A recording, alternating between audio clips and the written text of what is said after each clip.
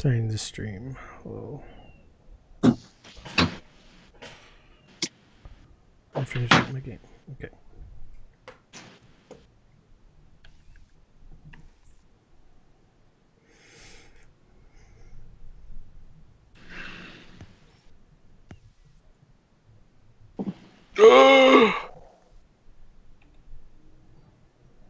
Hadrian, I don't know if you give a shit about this, but I'm watching a video of the demolition of Disney Quest. Oh, really? Yeah. Oh, wow. I'm so glad I got to see that.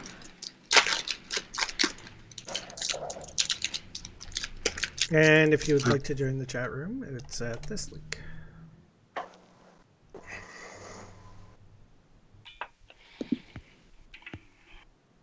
Which still doesn't get the correct information, but that's okay. What? I just put a link to the chat room. And same COL423. Oh. Notification.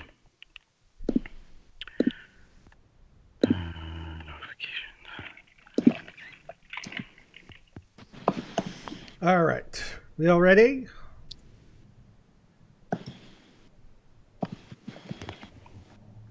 Yeah, go ahead. Yeah. For me. All right. Let's do this.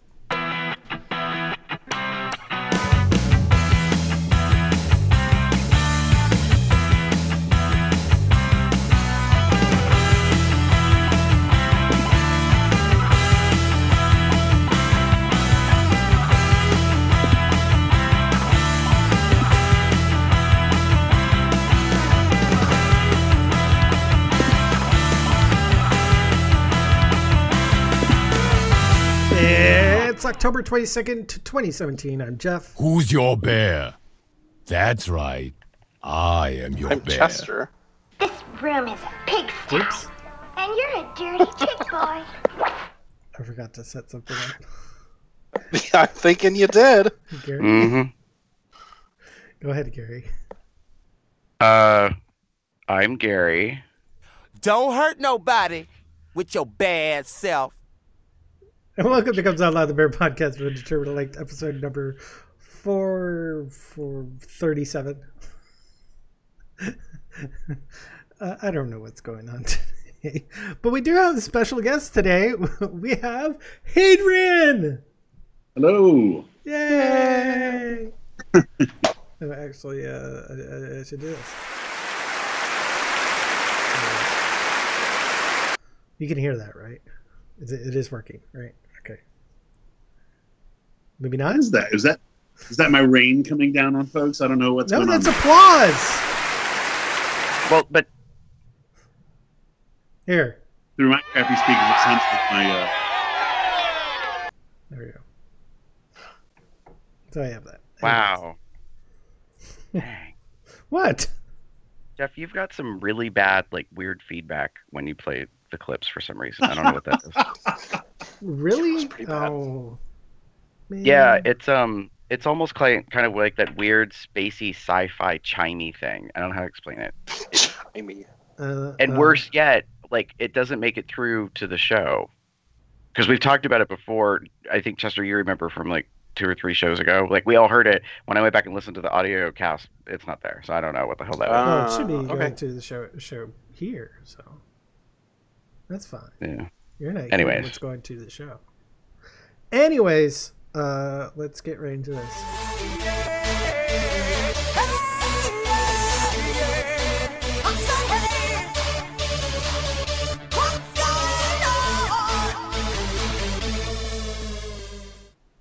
The usual. That's it. Chester? I started driving for Uber Eats. Ooh. Oh, yay. That's been an adventure. Uh-huh.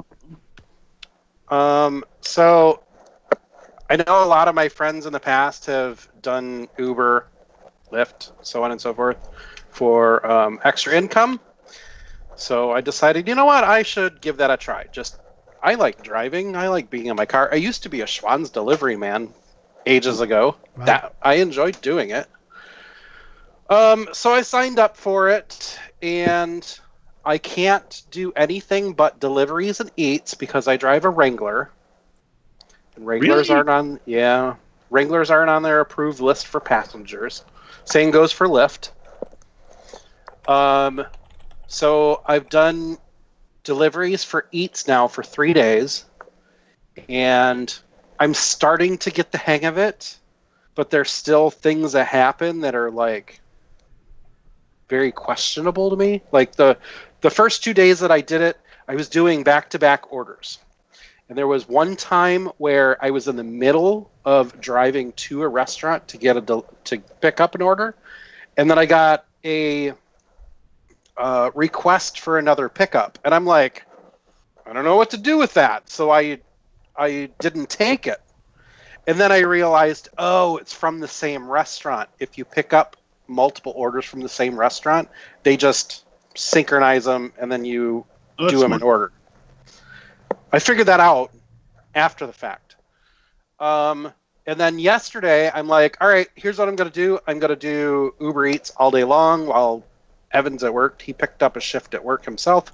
So while he's at work, I'm going to go do Uber Eats all day long. So I just started going to where it told me to go. I wasn't paying attention to the surge pricing because it's just like regular Uber, where you get a thing on the map and it tells you different surge prices. And I did like 6 orders back to back. And then all of a sudden I didn't get anything for like 45 minutes. And I thought that was really odd that I'm just sitting here waiting. I made a post on Facebook about it, and apparently people just don't like to pay the surge pricing, so they just don't order. And I'm like, well, what the fuck am I going to do? I don't want to sit here for 45 minutes doing nothing. And as soon as I made that post, I was busy back to back again. Nice.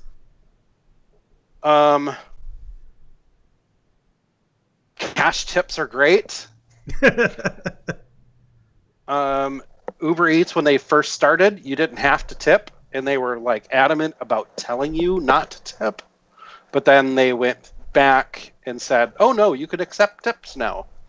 So a lot of the customers just don't tip because that's what they're used to doing, is not tipping. So it's great when I go up to a place and then somebody hands me $5 and I'm like, you just paid like $16 for your Big Mac meal. Convenience. Yeah. That's exactly what it comes down to.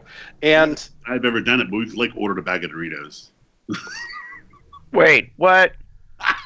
like Hadrian. From Amazon Prime. We live in the middle of an urban area in San Diego, so getting a delivery like that is fairly cheap. But I'm just like, I need Doritos and Diet Coke. I have no problem doing The it. judgment from Gary is strong.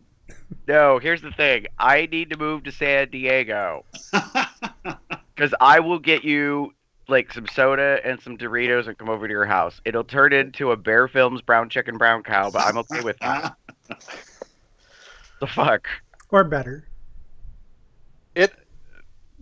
Most of the time, for almost every order, it doesn't really bother me. Like I don't put a lot of thought into where they're ordering from or who's ordering it or anything like that. However, I do see stereotypes and trends with the orders.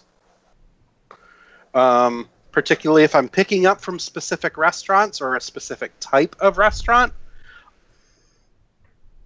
It's bad that I'm doing this, but that's just how the mind works. But I know the type of people that I'm going to be dropping it off to. Oh. So you can tell when somebody's stoned by what they ordered. Most of the McDonald's orders are from people that are stoned. So it's funny you said that, but that's kind of where I'm going. Like, okay, I don't want to get stoned. If it makes me eat McDonald's, I don't ever want to be stoned. I'm picking up a McDonald's order. They're probably stoned, and more often than not, that's exactly what it is. There's also you can tell when you're picking up a certain order from a restaurant that's kind of higher end. I know that when I'm dropping this off, it's going to be like how do I want to put it? Community. What's that? Gated community.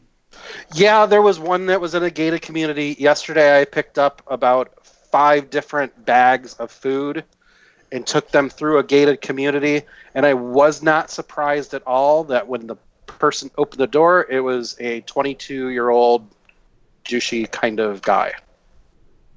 It's like, hey man, thanks for the order. Paying with it with my mom and dad's credit card, that type of thing.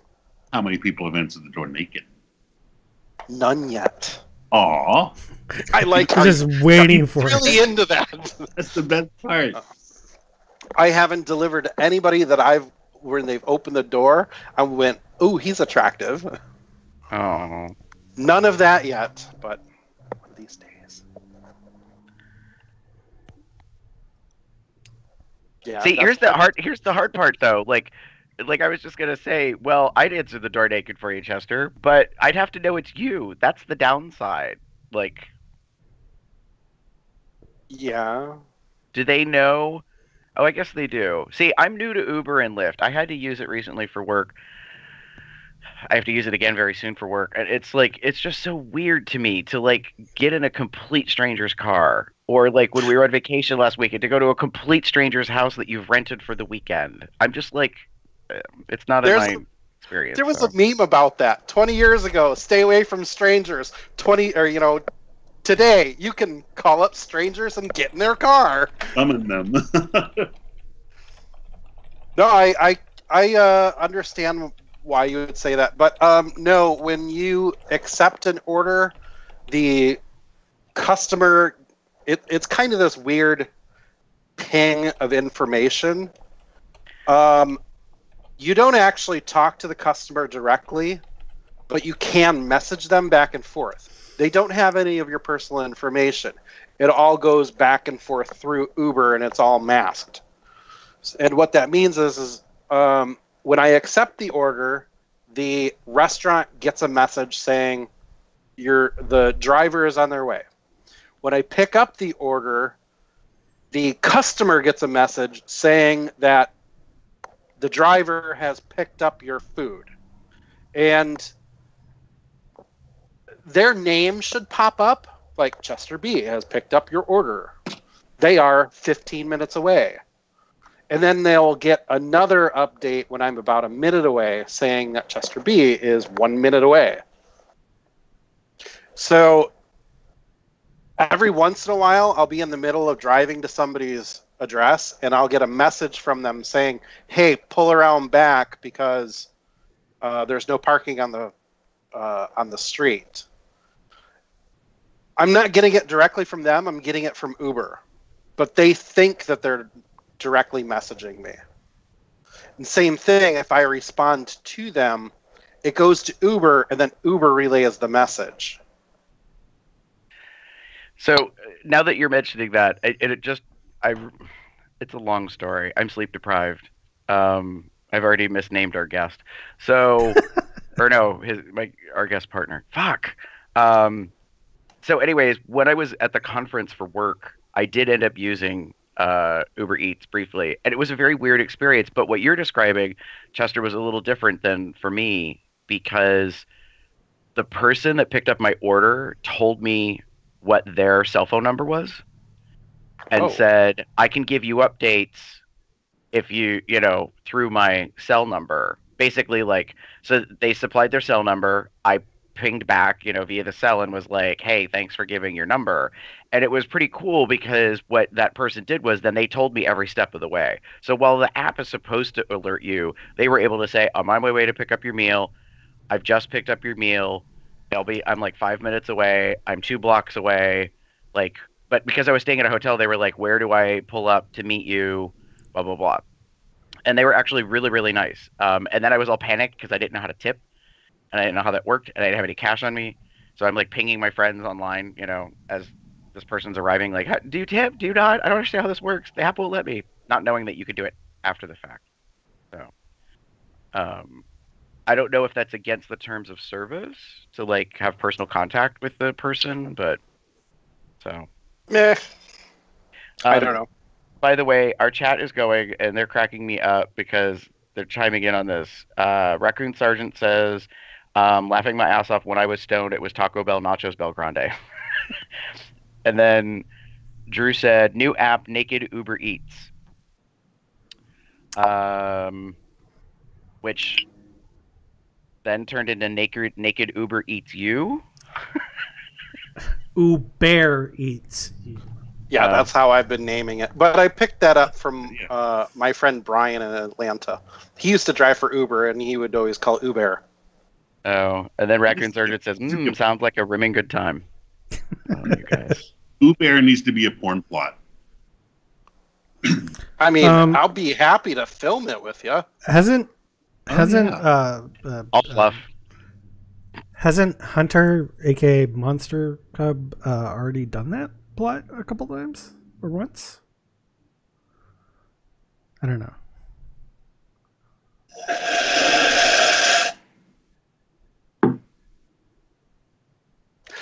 Wow, it got really quiet. As long as there's no red MAGA hats involved, I guess it's okay. Whoa, there's a story behind that shade, whatever that was. I can't help it. Hunter freaking did this video recently, and it's like supposed to be this redneck, gangbang rape scene, whatever. Which I hate rape scenes anyway; they're stupid. But and one of the guys is wearing a red "Make America Great Again" hat, and I'm just like, are you fucking kidding me? Oh, you said MAGA. I thought you said maggot. And I'm like, what the fuck is maggots? Okay. All right, so wait, I take it they didn't like piss and shit on the hat. No, I mean, I think it would have been more acceptable if they degraded the hat in some way at the end, or the guy that's the center of this gangbang was the one wearing the hat. But no, it was not that. Oh. So it wasn't ironic enough, in my opinion, to be funny or to be some sort of commentary. Wait, so you want your porn to deliver a message and kind of educate?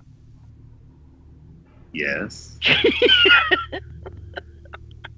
You have a Cheshire cat grin, sir. I think porn can be more. That's my opinion. That's one of the reasons I don't do it that much anymore, because it doesn't move.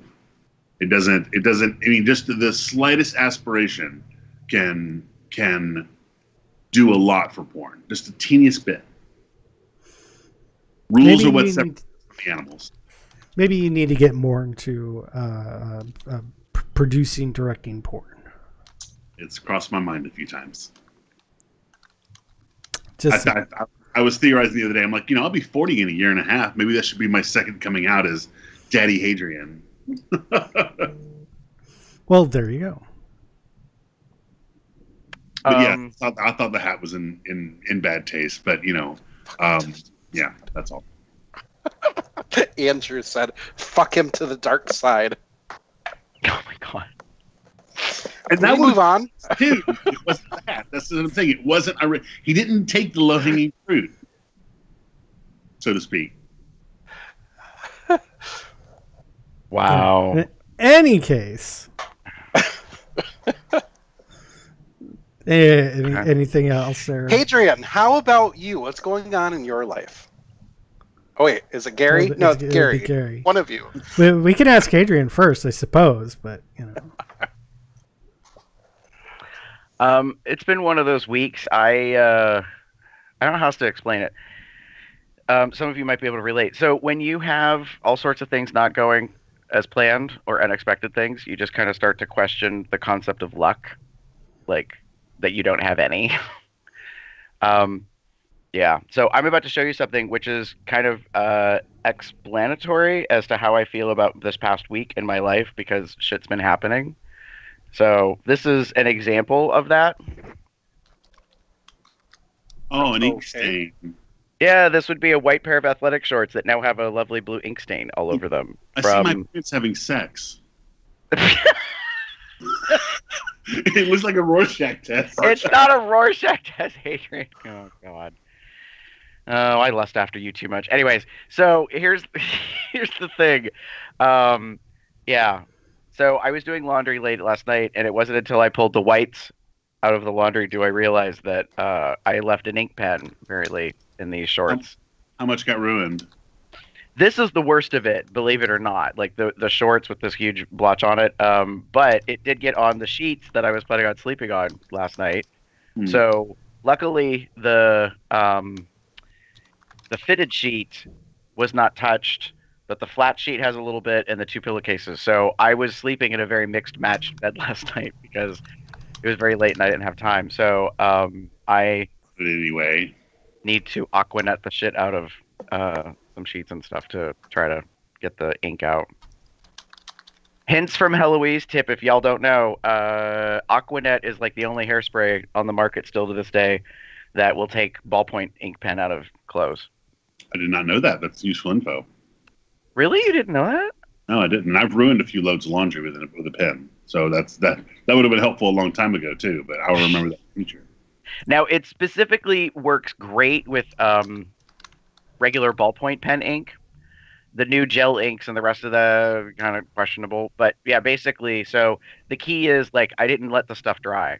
So I didn't let the ink set, like, so the stuff is damp. It's actually in my kitchen right now. But yeah, Aquanet and a little bit of water and a toothbrush. Like, I have a specific toothbrush for cleaning things. And you just basically, like, spray it and scrub it, kind of. And what it does is it diffuses out the ink. So it doesn't neutralize it. It's not like white wine for red wine stains. So in case y'all don't know this, if you're having a house party and someone spills red wine, immediately grab white wine or vinegar and pour it over the red wine so it doesn't set as a stain, and it'll actually neutralize out the color.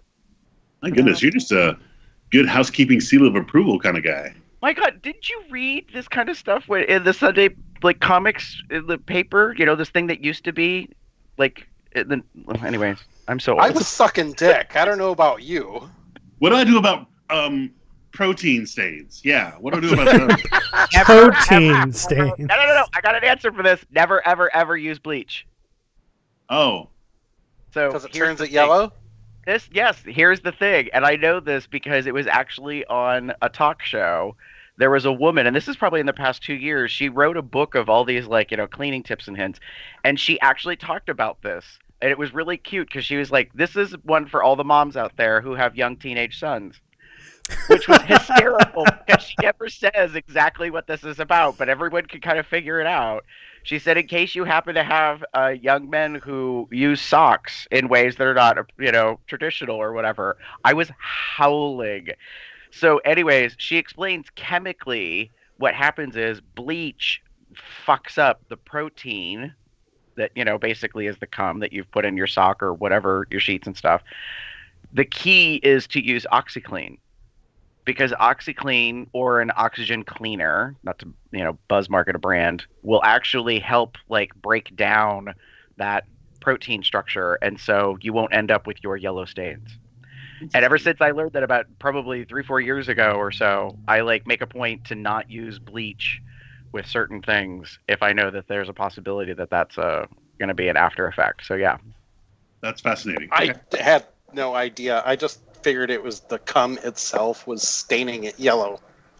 No, well, it is, but it's basically a chemical reaction. There's something about the protein and the carbohydrate mix of ejaculate that reacts to bleach, and then the problem is that it doesn't denature it or break it down. So basically, you end up with a yellow splotch exactly where it was. It doesn't really, you know. There's a joke here somewhere. It's like, you know, cum smells like bleach, and then you have real bleach, and they, like, fight it out and leave a big stain. I don't know. There's a punchline there. I just can't find it right now. Well, that's interesting because, okay, so I've heard that cum smells like bleach, but I've also heard it smells like copper pennies, and that it has its own distinct kind of smell to it. I say that depends on the person, their body chemistry, and their diet. Of course. There's also I noticed years ago that I bought these brand new shirts from Old Navy, and I'm like, yeah, I got some new shirts, and I do my thing. I was living home alone. I'd come home from work. I'd sit at my computer, rub one out, splort all over myself, and then throw the shirt into the pile. There was something about those shirts from Old Navy. I don't know, because I didn't wash them before I wore them, which was a mistake anyway, but whatever. But there was something about the chemical they put on them. And every single one of those shirts had a really bad protein stain on them. And it was permanent. I couldn't get it out. So I had like 6 shirts that were permanently ruined. Oh. And I forgot the point of that. I was drinking a lot of tea at the time. So I just moved to California. They don't make tea here, so I was making my own tea. So I'm making it super strong. And there was something about the tea that was making my ejaculate. I don't know. It was more stainy than usual. I don't know. I always thought, well, maybe it's the tea. I don't know. The tannins. There's your oh fuck, I forgot the name of the movie. Damn it. Birdcage reference. Anyways. Oh, got it. If it matters, linden trees smell like cum too. Wait, what? Linden trees? Linden trees. Linden, like, how do you spell that? Linden. I don't know what a linden tree is, but I think they're cottonwood or dogwood or something like that. Rumor is that Brachi had a whole garden full of linden trees. Wait, are you like just? Is that like a random factoid you just threw out, Hadrian? I've heard that joke before. Have you guys ever heard that joke before? Nope. No. Because they smell like cum, and Linda Rucci liked cum. Supposedly, I don't know. He wore sequins. Who knows? Oh my He wore god! sequins. Hey, don't be knocking on the men that like to wear sequins. They like, you know. These two do an entire show about it. Oh my god! I'm reading the chat. Gary is a house cub. June Cleaver with a beard. Oh god, you guys have. Raccoon Sergeant, you're cracking me up. And my cum rags have never been softer.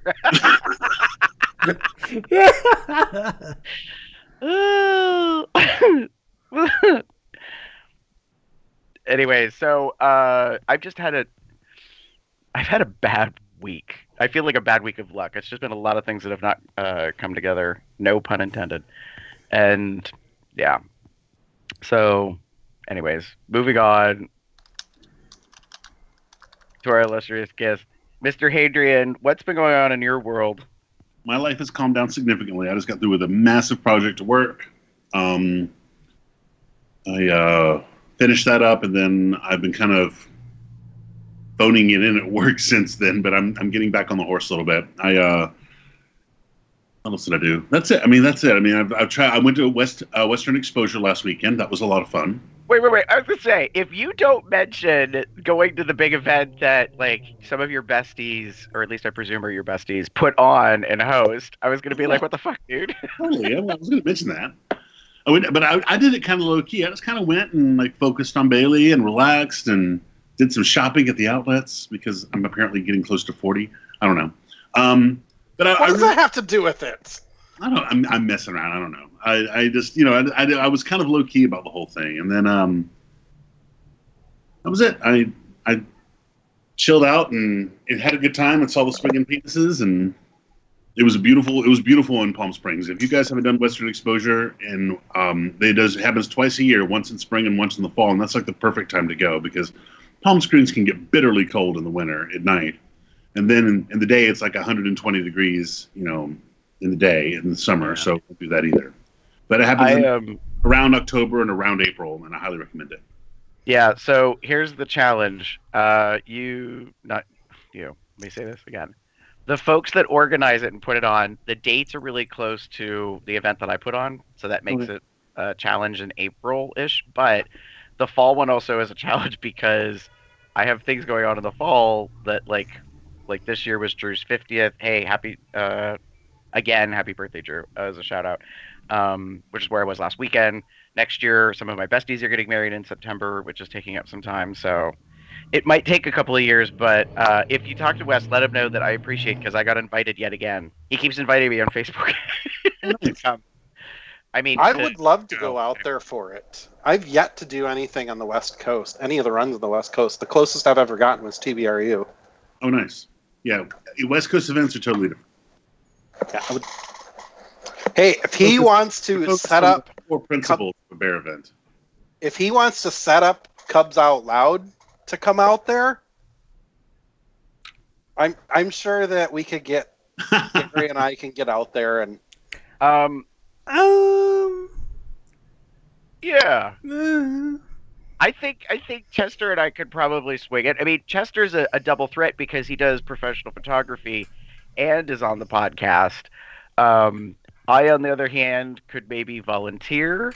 Although, yeah, anyways. But maybe we could do like an on-the-road show with a strategically placed Cubs Out Loud flag.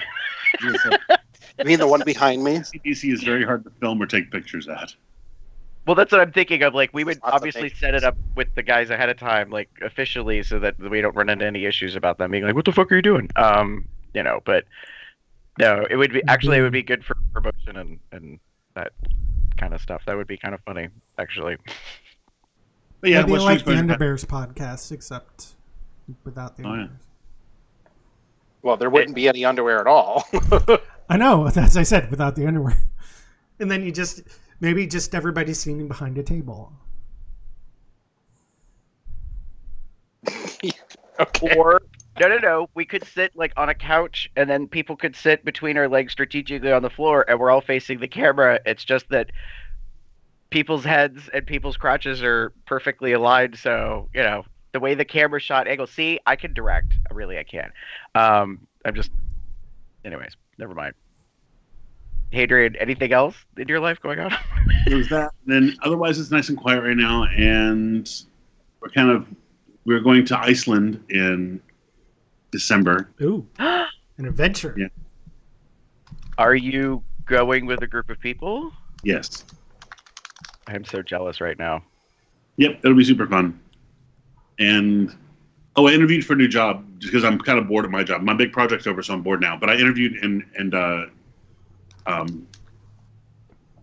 you'll like this, Jeff. It was Daybreak Games. What have they made recently? They haven't made anything in a while, but they had made a H1Z1, which was a zombie runaway game. I've heard of it. They do DC Universe Online and EverQuest. They still do EverQuest. I'm like, it's been 17 years, guys. Can you? And I interviewed with them. I didn't get the job. I got my rejection letter on Friday. I was very sad, but I was happy enough to interview with them, and they really liked me, and they want me to apply for something again. So we'll see what happens. Wait. They rejected you? They did. Who the hell rejects Hadrian? Sorry. Well, I think they had an industry insider apply, so it's kind of hard to say no to that. Yeah. Okay. It's all right. But yeah, that's it. That's all that's happening in life, and I'm just kind of enjoying, the slow march towards Halloween and Thanksgiving and Christmas. Oh, all right. So this brings up the big question: are you going to any Halloween themed events, parties, and do you have a costume to go with said things? No, we here in Hillcrest in San Diego, we have something called Nightmare on Normal, which is the big drag queen put on event for a street party kind of thing, which is super cool. We kind of went into it a little bit last year, but this year Bailey is going to be in San Francisco for work, so I wasn't going to do anything. I was going to sit at home and watch scary movies, I guess. That's still kind of fun. So, and with that, I think it's time to move into this. Now, whoever thought we'd be doing commercials? I know I sure as heck didn't. Being that we're a smaller scale podcast, we don't have advertisers knocking down our door to give us money, and that's okay. Which is why we want to take a moment and tell you about two really great ways you can support Cubs Out Loud. Over the past 9 years, COL has produced hundreds of audio episodes, and now we have matching video episodes for you to enjoy. This year, we introduced the new COL logo and launched our new merch store over at Zazzle.com/CubsOutLoud. Or you can also use the COL merchandise link on our podcast website to pull up the online store. Here you can take a look through a range of products, including t-shirts, hats, poker chips, underwear, backpacks, and various other things with the COL logo on them. And keep an eye out for new things to be added based on your interests and requests. We typically can be found showing these great items off in the video stream of our shows. Also, to help with our new format, we're doing YouTube video shows that help create the audio version. We have a GoFundMe campaign underway at gofundme.com/COLstream. This campaign allows us to afford upgrading the PC that Jeff uses to produce our shows. Plus, a better computer means better quality streams. And thanks in advance for not only listening to Cubs Out Loud, but helping support the podcasts too.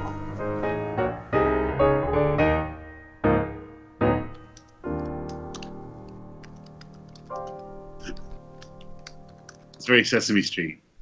I don't know. Sesame Street. Okay. So I got my Texas Orange Cubs Out Loud shirt on. What do you guys got? I have. This one was given to me by Gary. Yay! Chester's wearing the ringer sleeve shirt. That's the gray one, and I'm actually sporting the baseball long sleeve. Ta-da! So yeah. And I'm wearing the very old school Cubs Out Loud. I was just gonna say we didn't send anything to you, Hadrian, to wear. But to be fair, we haven't had cock rings made yet, so. Unfortunately, they're not offered on Zazzle, so I haven't looked up. They're called robes. napkin rings in Texas. Okay, I have to look. Get out! Yeah. Seriously? You go into a store and it's like VCR head cleaner, penis-shaped novelty candles, and then it's napkin rings. So by outlawing cock rings, they've made it even gayer.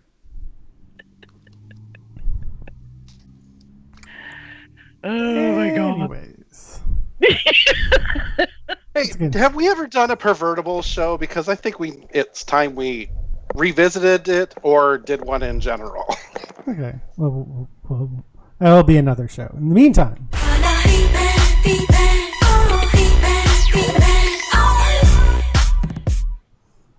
Gary, what's been going on over in Facebook land? So I believe this is the two things that have happened. I've been out of the loop, obviously. We would like to thank Brian Clark for liking us on Facebook. And from our last episode, COL437, Smoking in the Bear's Den, Paul Allen Hobby says, love this episode. I smoke pipes, cigars, and cigarettes, and will absolutely say cigars and pipes are for taste, smell, relaxation, and socializing. Cigarettes are for pure compulsion. So I believe I also said to Paul in reply, I was like, orally fixated much? But yeah. So yeah, there's that. Chester, what's going on over in the Tumbles land? We have 4 new followers. Rough Little Jetpack 228. Cigar Guy with 2 U's. Cub Without a Cause. And Dirty iOS with 2 R's. And I went looking through Dirty iOS's Tumble blog, and if you like black cock, it's full of it.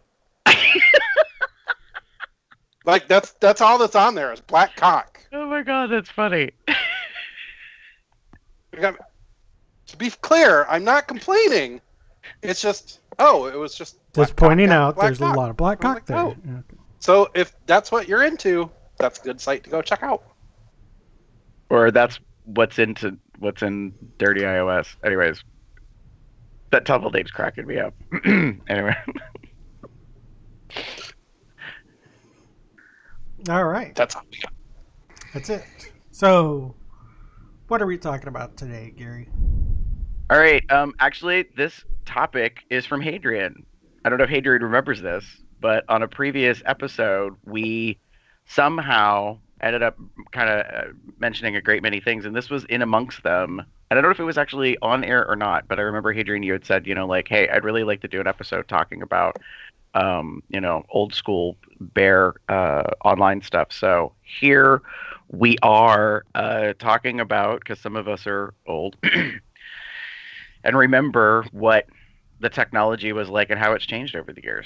Mm-hmm. So we kind of created a couple of categories about dating sites and, the modernization of, this. But before we get into that, I'm curious, how do we feel about technology changing the bear community?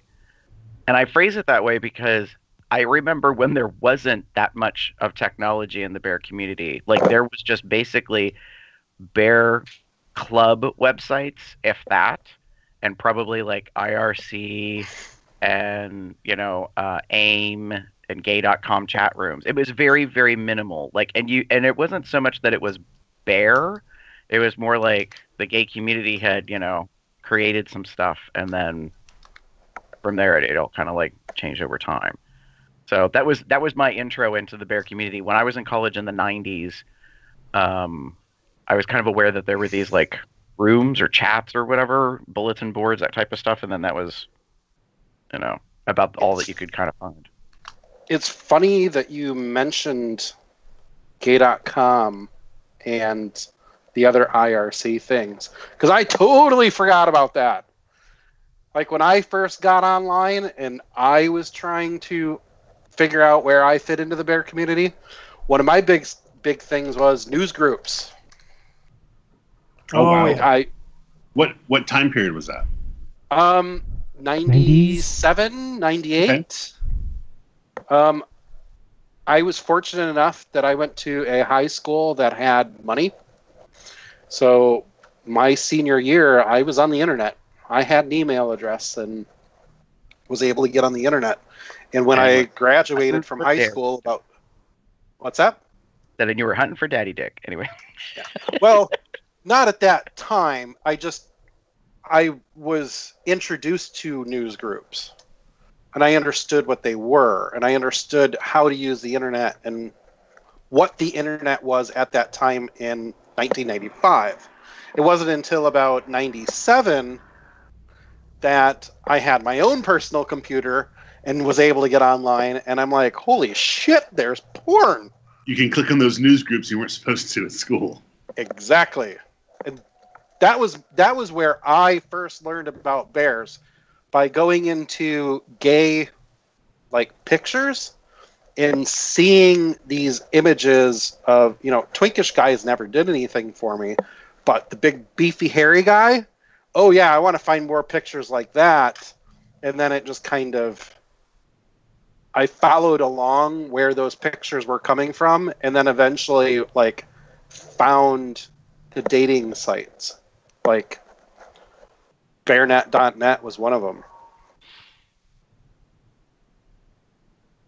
See, my starting point was a little more analog. I mean, mine was 97, I guess, and I would skip school and go hang out with one of my best friends. And I had figured out I liked guys by going to glory holes. That was, I knew what I liked before then, but I'd finally gotten in touch with it because I thought I was going to have to be straight and end up sucking dick at Macy's the rest of my life.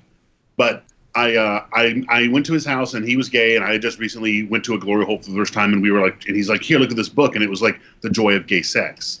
And I remember going to the book, and it had a section on bears and daddies, and it was like a Macy's catalog of, keeping the Macy's catalog, of gay things, and one of them was BBSs, and I'm like, fucking bulletin board services? Are you kidding me? And chat rooms and that kind of stuff, and that kind of got my attention.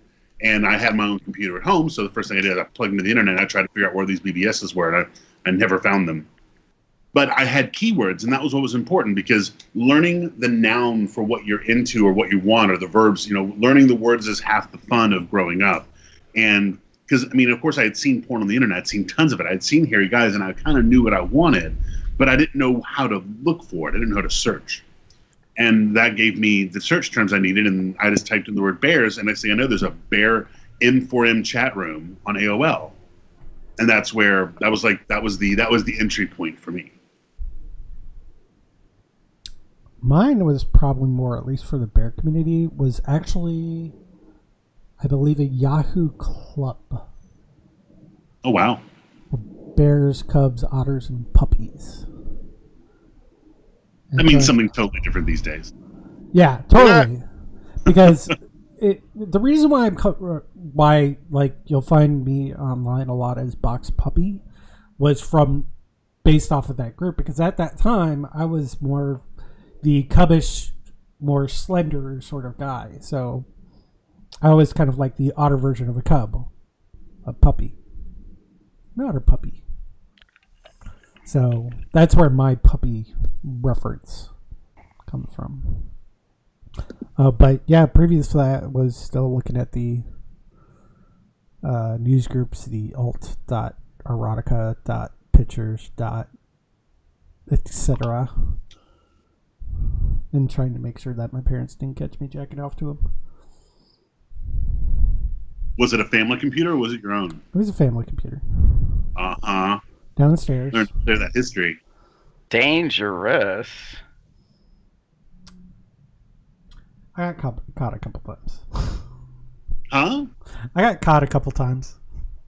This is before I even figured out that I was gay. No, they caught you jerking off. They caught you jerking off to gay porn. Those are different things. Well, first jacking off, and actually it was mostly my brother whose bedroom was downstairs with the computer. Because I'd still be listening for people walking down the steps. And then there was a couple times where the history somehow showed up what was on the computer. So By your brother, because those could be different. That was parents. Too. Oh, okay. But my parents are kind of timid in talking about that sort of thing. So, anyway, it's a phase. Well, what's funny about it is now parents these days, I think in the 20 teens going into the 2020s, are just expect it. Technology is proliferate. Your kids are going to get online as soon as they can. They're going to be looking at naked people. Yeah. So I've actually get them their own iPad. To... We'll lock it down for what we can. Right, but I've also heard moms today say to other moms, as soon as your boy is turning 9, 10, 11, start stocking up on facial tissues. Take gloves every time you go into their room to pick up their laundry. And it's cracking me up because they're just expect it. You're not going to be able to stop it. They're just, which is so funny to me because these are heterosexual women who are, well, actually, no, there were actually some lesbian moms that were saying this. They were cracking me up. I think they were basically trying to not so bluntly say, your young man is about to become a cum factory and it's gonna get everywhere. So you just best hold on because that stuff's gonna get on everything, which cracks me up to no end. And they turned to me. Actually, it was a lesbian couple that were moms that have a young boy, and they were kind of yeah, and I'm well, I can't really do that. My best friend back in Grand Forks, it's a mother of 2 children, one of which, and the story I'm telling, he was about 11, 12 at the time. She's telling me about how the kid's growing up, and she's like, yeah, I had to teach him how to do laundry the other day. And I'm like, okay, why? And my thinking is to make sure that he's becoming more independent, because she's a good mom. And then she's like, because I went downstairs to his bedroom the other day and I found something that was stuck together, and I was like, oh. And she's like, so from now on he will be doing his own laundry. I have given him laundry baskets. I have taught him how to do laundry. Yep, my mother did much the same. She was like, okay, let's teach you how to do your own laundry now. I think she went to go change my sheets one time and they broke. You mean they snapped? They cracked? Right. Ooh, yeah. Actually, I came home one day and I had a captain's bed, which has it's just like a single bed with these drawers, so it kind of blocks the underneath. But there's a gap up underneath and behind between the doors, so that's where I hid my porn. And my mother had found my porn; she knew I had it.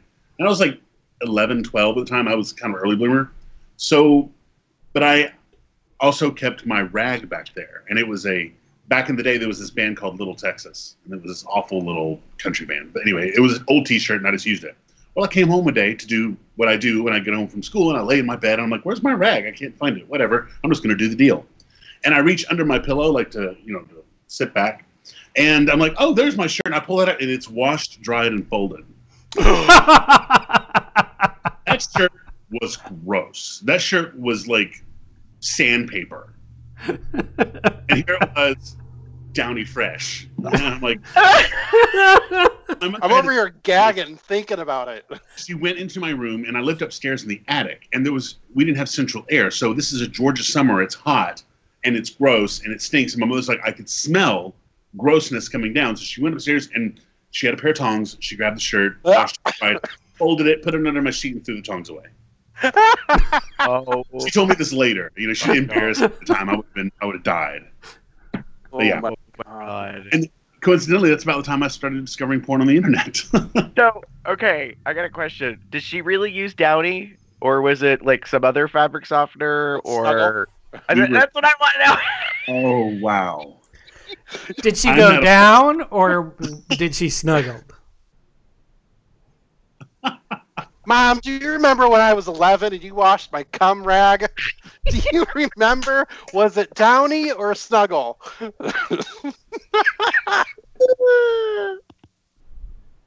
So, yeah. Or worse yet, she was like, "Oh no, I soaked that in Mr. Clean." Right? Fabuloso.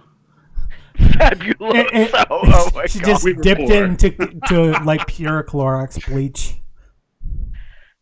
Ugh. We were so poor. It wasn't Downy. It was like don't. Yeah. Oh my God. So yeah, the 90s, which I'm now realizing is 20 years ago. So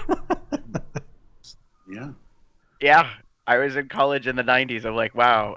Well, technically this year, this October, total sidebar for a moment, National Coming Out Day in October is what I consider my anniversary because I came out my freshman year of college, and I don't know the exact day that I came out, but I knew it was late September, early October, so I've just adopted NCOD as my anniversary, and it's been 25 years now that I've been out, which is crazy to think about, knowing how much I struggled at the time, and yeah, so it's kind of crazy to me, but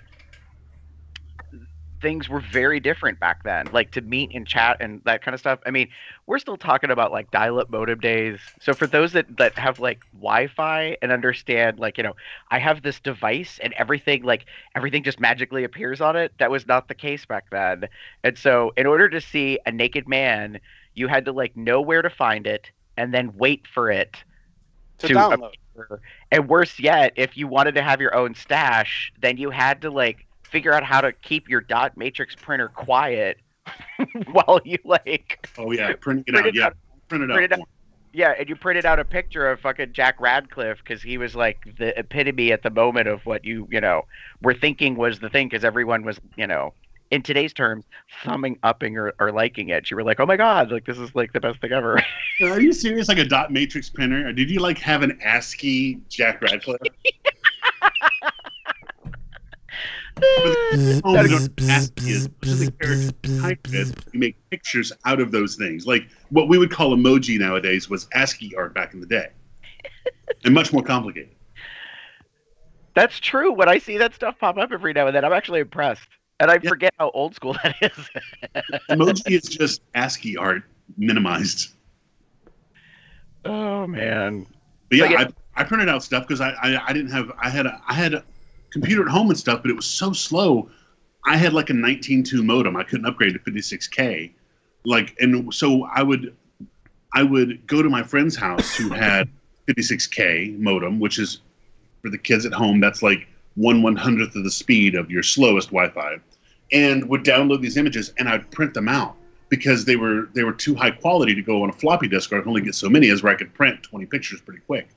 So when his mom wasn't home and he knew what I was into, he would let me print them out, and I'd take them home, and I'd keep them, under my bed and abuse them. But it wasn't, you didn't have a device you could just walk away with. I never printed my photos that I ever kept. I do remember I would get up in the morning, I would log into basically Microsoft Outlook. I don't know what it was called at the time, but I'm pretty sure it was Outlook. But then I would go into the news groups, and then what I would have to do is click on each individual subject line. Yep. And I would do like 40 or 50 of them at once, and then I would leave for work. And then I would come home from work, and they would all be downloaded. And then I would just go through each subject header, look for the pictures that I liked, and then I would save them. And then I had a Please see. external. Yeah, I had an external CD drive, and then I would just save them all to a CD. And then I had stacks of CDs like this. Mm-hmm. Do you still have those CDs by chance, No. Chester? Or did you? Oh. I'm pretty good about keeping all of the data that I've ever had, but for some odd reason, I cannot find those CDs, and I'll bet they're with my ex, Chris. And he may have kept them, he may have not. I'm actually going to text him right now to ask. Hey, by any chance. That stuff actually, like, you know how like they're in Chicago, there's the leather archives. I kind of wish we had something of that for the bear community, because it would be really interesting to be able to look back at like not only the technology aspect of that stuff, but to see how things were very different. Like I pretty much 98-95% missed the BML, but it was a big thing. The BML was the bear mailing list, and it was actually like an online kind of bulletin board system that you could get information via email. And I'm actually acquaintances / friends with one of the guys that originated it, and or at least it helped did maintenance on it from back when he lived in California. And it was a revolutionary way for like the bear community, like for guys to find other guys and chat and different stuff like that. When you were done with the porn, the BML was where you went to actually be a community. Yeah. I remember being on the BML for a year or two, and all I remember is like the same stuff coming up though, and that was what is a bear, what isn't a bear, and that sort of idiotic, asinine questions that were coming up all the time. Because of course, with porn, you knew a bear when you saw it, but for some reason, once you got beyond that point and bears had decided to be a community and organizing and that sort of thing, then they had all these questions, which became a little dividing, divisive. And in some senses, still is today. Yeah, I agree. You know, oh, you have to be masculine, or you have to be a certain size, you have to be into bears, you have to have facial hair, you have to have body hair. I mean, you can't be over chubby. You know, people like wanted stats down to what you could be. And about that time was also, I think, well, before then was the bear code. You remember that? Oh yeah. Yes. And I could never, for the life of me, figure out what the fuck that was supposed to be, except for B4 plus 2, F -4. I don't know what any of that shit ever meant. All you have to pay attention to is E pluses. What? All right, so the bear code, for those that don't know, if you've heard us talk about the hanky code in the leather community, that was a physical flagging mechanism of color coding with handkerchiefs or bandanas that would allow people to know what you're into sexually or in kink and stuff. The bear community co-opted that in the digital age and made this thing called the bear code. So they created this semi-complicated system of letters and numbers and symbols that represented stuff. And so there's probably still some sites out there that, like, you know, learn how to use it or whatever. There we go. And so consequently, I think Hadrian just gave us a link in everything. Oh my God! Where the hell did you get this shit from? This is the original thing. I don't know. It's just I just searched it. It's like you have your fur factor. Wow. F++ was way above fur average. F-, was no fur. Tallness, weight, cub factor, daddy factor. Daddy factor. I'm growth factor, kinky factor, sex factor, muscle factor, endowment factor. That's why we were talking about the E++++. Oh, I already found something that's problematic in this thing.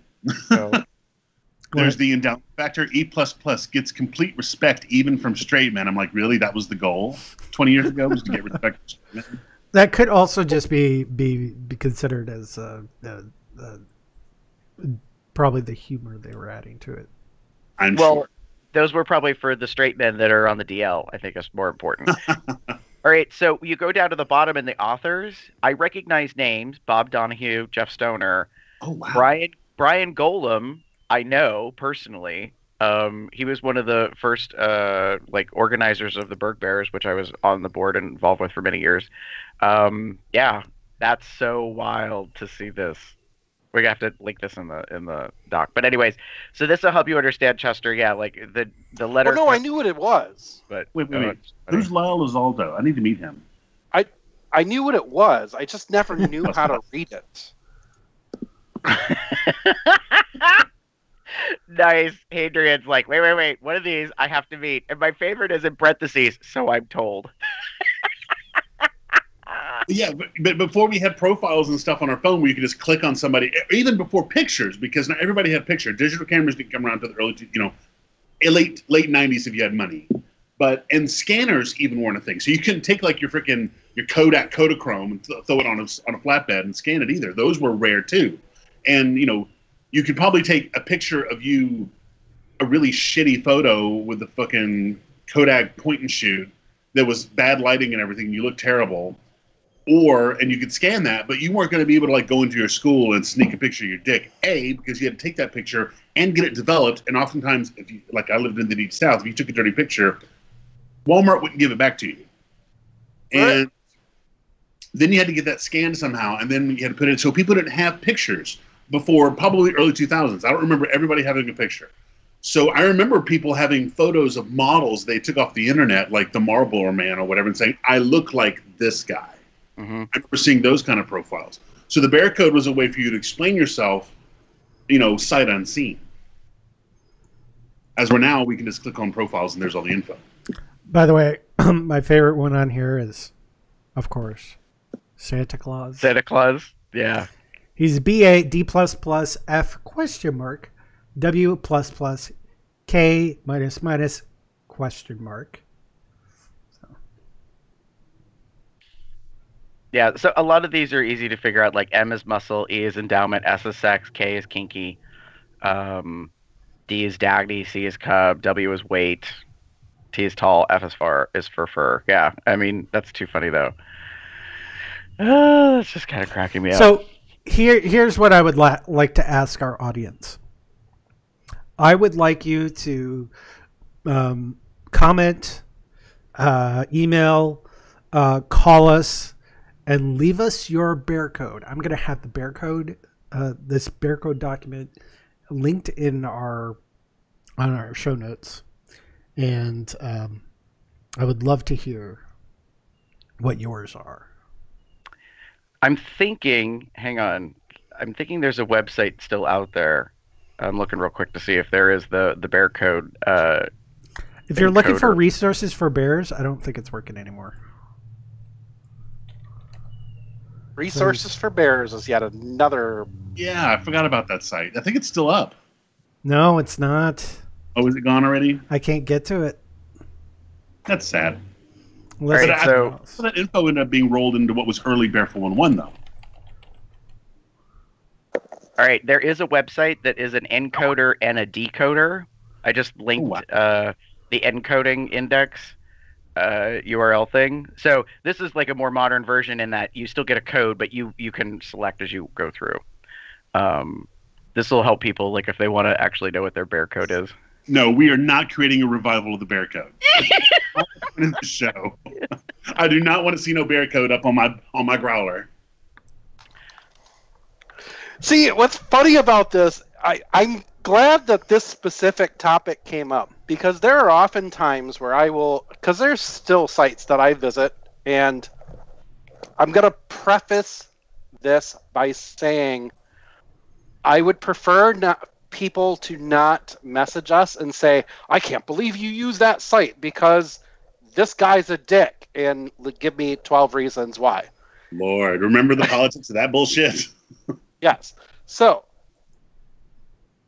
I still use sites like Bear411, and every once in a while I will see somebody have a bear code on there, and it's kind of a stigma for me. When I see that, I'm like, God damn, you are old school. Update your shit. You're not as old school, you old. All right. But at the same time. Hey, no. Sorry, Chester. Hadrian, you need to define the difference between old and old school, because I think like that's incredibly subjective. Okay. The bear code is really, really archaic. I mean, I used it begrudgingly, but I knew when to let that go. That's old school. Like knowing what it is and moved on. And, bringing it up ironically is fine. There are people who are using it unironically. Like they are genuinely, they were using that when it was heyday, and they just can't let go of it because it's the way they've always done it, which is like the worst sentence in the language. So that's old, and then I don't get that. I can't. I would love to see a 20-year-old doing it, and be like, okay, you know your history. But when you're probably over 50 or 50, when you get up in the age of your using the bear coat, I'm like, honey, please. But see, this is the thing. You're still barefoot one from your Nokia. This is the thing about that is I kind of want to redo the bear code and put it on my profiles ironically. But I don't want people to go. I don't want people to go on my profile and have that stigma like, holy shit, this guy's 40 years old and he's got a bear code. I don't want to talk to him. Like, I want to make sure people understand we're doing it to be ironic.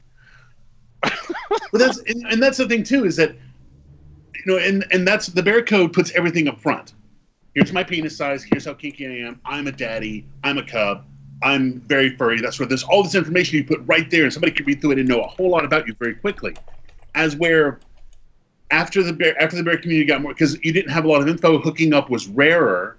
The internet made connectivity quicker, but you still had to often travel long distances to still give us. It wasn't like you clicked a button and there's 50 people within walking distance. Right. But that probably my generation and the early millennials who started showing up on the internet and getting into bears and that sort of thing. Guys who didn't become bears until their mid-20s or so, as where it seems like nowadays freaking 16-year-olds are bears. But the guys who are starting to show up didn't want all that information up front. They didn't want you to. I don't show pictures of my penis, and I don't want you to see how hairy I am. I want you to like me for my personality and everything. And yes, I did want to like them for their personality and all, but some of these apps, that's when the division started coming up, and this started showing in the bear mailing list. It was like, are bear runs for sex, or are bear runs for raising money for charity? Both and then some. I agree, but there was a big conversation about pulling it in one direction or the other as well. And that's where the bear code came out of, started fading away, and some of the profiles you saw online on AOL and Yahoo, and I guess, was it like there was Bear411, which had kind of become dominant in the 2000s. There was Bearlicious. There was Bubble. Oh, Bearlicious. I don't remember that one. Mm-hmm. And eventually we have to talk about the ubiquity of Bear411. But there was all these sites that showed up, and people wanting to have different conversations than just wanting to hook up and have sex or just show pictures. Pardon me, I'm updating my growler with my bear code. You are, aren't you? You're all on your computers right now, and you're all updating your bear codes. I know. Hey, I'm on my phone, not my computer, doing it. And of course, we're on our computer because we're on a Skype call. Nerds. Hey, and I filled out my bear code and I put it into the live chat. So, yeah, there's that. Hey, I do want to recognize this though, and this is pretty awesome. In the midst of the chat, Amador, is commenting back and forth and said, BSS Bear Social Studies, kind of like he's attending class, and he goes, oh, that's what that was. Now this all makes sense. As an 18-year-old, this is very interesting. Is he saying that he's 18? Yes. Okay. Hi, my name's Hadrian. By the way, Hadrian's kind of on that cusp of wanting to be a daddy, so... Hey, Amador, if you've ever had daddy fantasies, Hadrian and I might be able to... Oh my god, hilarious. I did like that comment that Andrew made. Stop trying to make bear code happen. Listen, Gretchen, I've had enough of this. Oh, and so, by the way, happy belated Mean Girls Day, everybody. In case you didn't know, October 3rd was Mean Girls Day. Daniel Franzese, who played Damien in the movie, he has just started a new podcast, by the way, plug, called Butch and the Bear. And I think you mentioned it in the last episode, maybe, Jeff. So I actually listened to the first episode. Because you were on that show. It was kind of cool to listen to the first episode. But anyways, that is a quote from Mean Girls, which is so funny because in the first episode, they had one of the other actors from the Mean Girls movie on as a guest. And he and Danny talk about how people talk to them all the time. Like daily, they get the feedback about the movie or people quoting it. And it's kind of like, do you know how long ago that was? And that is not my whole life. So I imagine, Hadrian, that happens for you and Venice Cub and other people who are kind of at the upper part of the pyramid of Bear Films, lore or history, where people were like, "Oh, this is that person, and I know them for these movies or these scenes," and you're kind of like, yeah. So you know how long ago Bear Voyage was? Yeah. Still hot. Oh no, there's no complaint about that. Not at all. So That's something that kind of feeds into the profile, the historical bears conversation. Is that we talked about scan photos and early digital photos and how pixelated and awful they were and bad lighting and all that, and then there are people who still use those photos.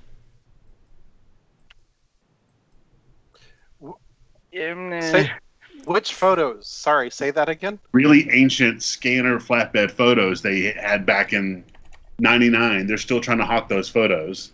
Oh yeah, I see people's photos come up all the time on Tumblr. Mostly they're people that are collecting porn pictures and reblogging those. But I'll be on one of those other dating sites, and inevitably there's somebody on there who I'm like, Jesus fuck, you've had the same picture for 15 years. Update it already. Yeah. Because you look nothing like your picture now.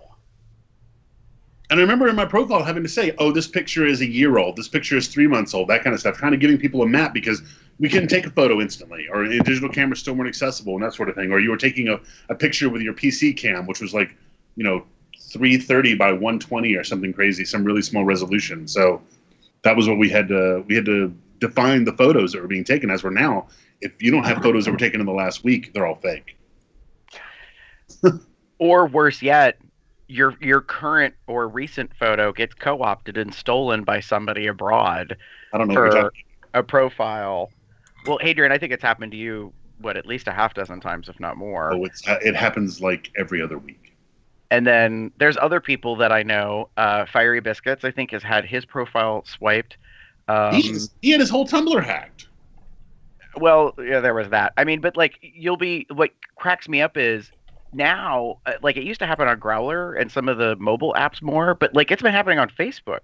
All of a sudden someone's like, hey, so this is an example of the conversation. I would post on Hadrian's Facebook wall and be like, hey, Hadrian, it appears you have a doppelganger in Finland or in the United Emirates or wherever, in Dubai and in Niger, sorry, bad reference. And, and you say blah, blah, blah, and you link it, and then everybody jumps on the bandwagon, and basically all of Hadrian's lovers, followers, and friends and family start blasting Facebook and be like, this is a fake account, blah, blah, blah, to basically try to get him kicked out, which is, Then there's the other segment of people who've said, oh, I friended you on this. And I'm like, no, you didn't. I'm not on that site, or that's not my profile, or that's definitely not my name. There's been a few profiles that have lived for a little while without me even knowing, and people thinking they're being a friend or a fan of my image, and that's not the case. They're something else. I mean, I remember how many Jack Radcliffes I saw back in the early 2000s. I'm like, you're not Jack Radcliffe, because he doesn't live in Memphis, Tennessee. Right. Everybody knows what his real name is and that he lives in California and has a successful non-porn career. Right. Well, I do now. Well, anyways, I'm not gonna put his personal stuff into the podcast, but Drew says that he's actually had a picture stolen from 411. Interesting. So yeah, I mean, and that's mine. The closest thing that's happened to me is more of recent. We'll talk about the site eventually later on about Tumblr, that I had some images swiped that people strategically took out the name, they cropped them, and then reposted them to take out my watermark and shit like that.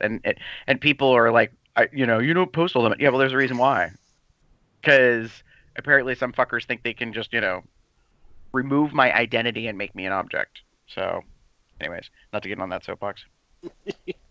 No, that's a valid point. I mean, that's what a lot of people did. I mean, I remember going on Barefoot one, somebody would unlock their photos or whatever, and I just right click save, and those were my fat pictures, because you're too far away to be accessible. I mean, nowadays accessibility is a little bit higher, but actually I take that back. I think accessibility was higher in the early 2000s because flights were cheaper. But nowadays talking to someone that's 400 miles away seems like more of a chore, considering that there are more people local that are accessible. As we're back in the early 2000s, less people were online, therefore their accessibility there wasn't a lot of local people. There was like 15 bears online where I lived, and there were more bears in bigger cities like San Francisco or LA and that kind of stuff. Right. It's kind of what I mentioned earlier before we started recording. When people chat with me, I look at where they're at, and then I kind of go through and I dox them in a way of, this mostly pertains to people of Facebook when they friend me. I'm like, all right, well, who are you? Who do you know that I also know? And will you be in a place where I'm either going to be traveling to, or you're traveling to me? Are you going to be at the same bear run as I am? Well, then sure, then yeah, maybe I'll friend request you. But if there's no chance of us ever meeting, I don't feel the need to friend everybody anymore. I agree. I'm much the same. I try to keep my friends list under control, but it's very, very difficult because I don't know. It depends on if I've jerked off or not. Really, it comes down to that when I'm friending people. Because like if it's before I've jerked off, I'm like, everybody's a friend because everybody's hot. And then if it's after I'm jerked off, I'm like, oh no, you decline. Really, I call those people layaway dick. I'm like, you're really hot, and it looks like we might meet up at the same. You're in the general area of the middle of the U.S. I'm sure we'll meet at TVRU or something. But and then there are other times I'm just like, we have like 5 mutual friends or something like that, and then I decline them. And then there are other times I'm like, oh, you have 5 mutual friends and you're really hot. You're untapped. Accept. So you can really wrap yourself around the axle thinking there are different rules under which you'll will or won't friend somebody. I guess I'm glad I made it before Hadrian fapped.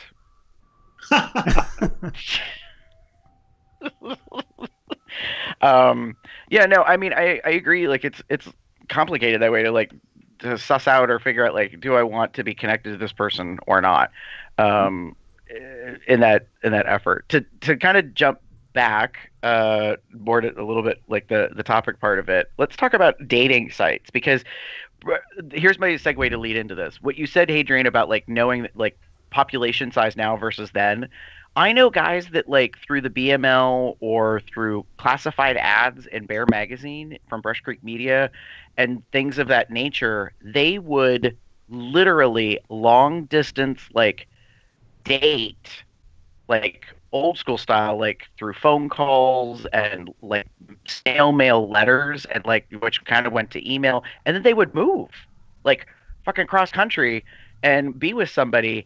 And when I meet these couples that are still together today, always like mind blown for a moment, because I'm like, holy shit, like you established a relationship at a time when this wasn't ever thought possible. Like that you didn't know how many gays there were in the village, let alone gays that you would be attracted to.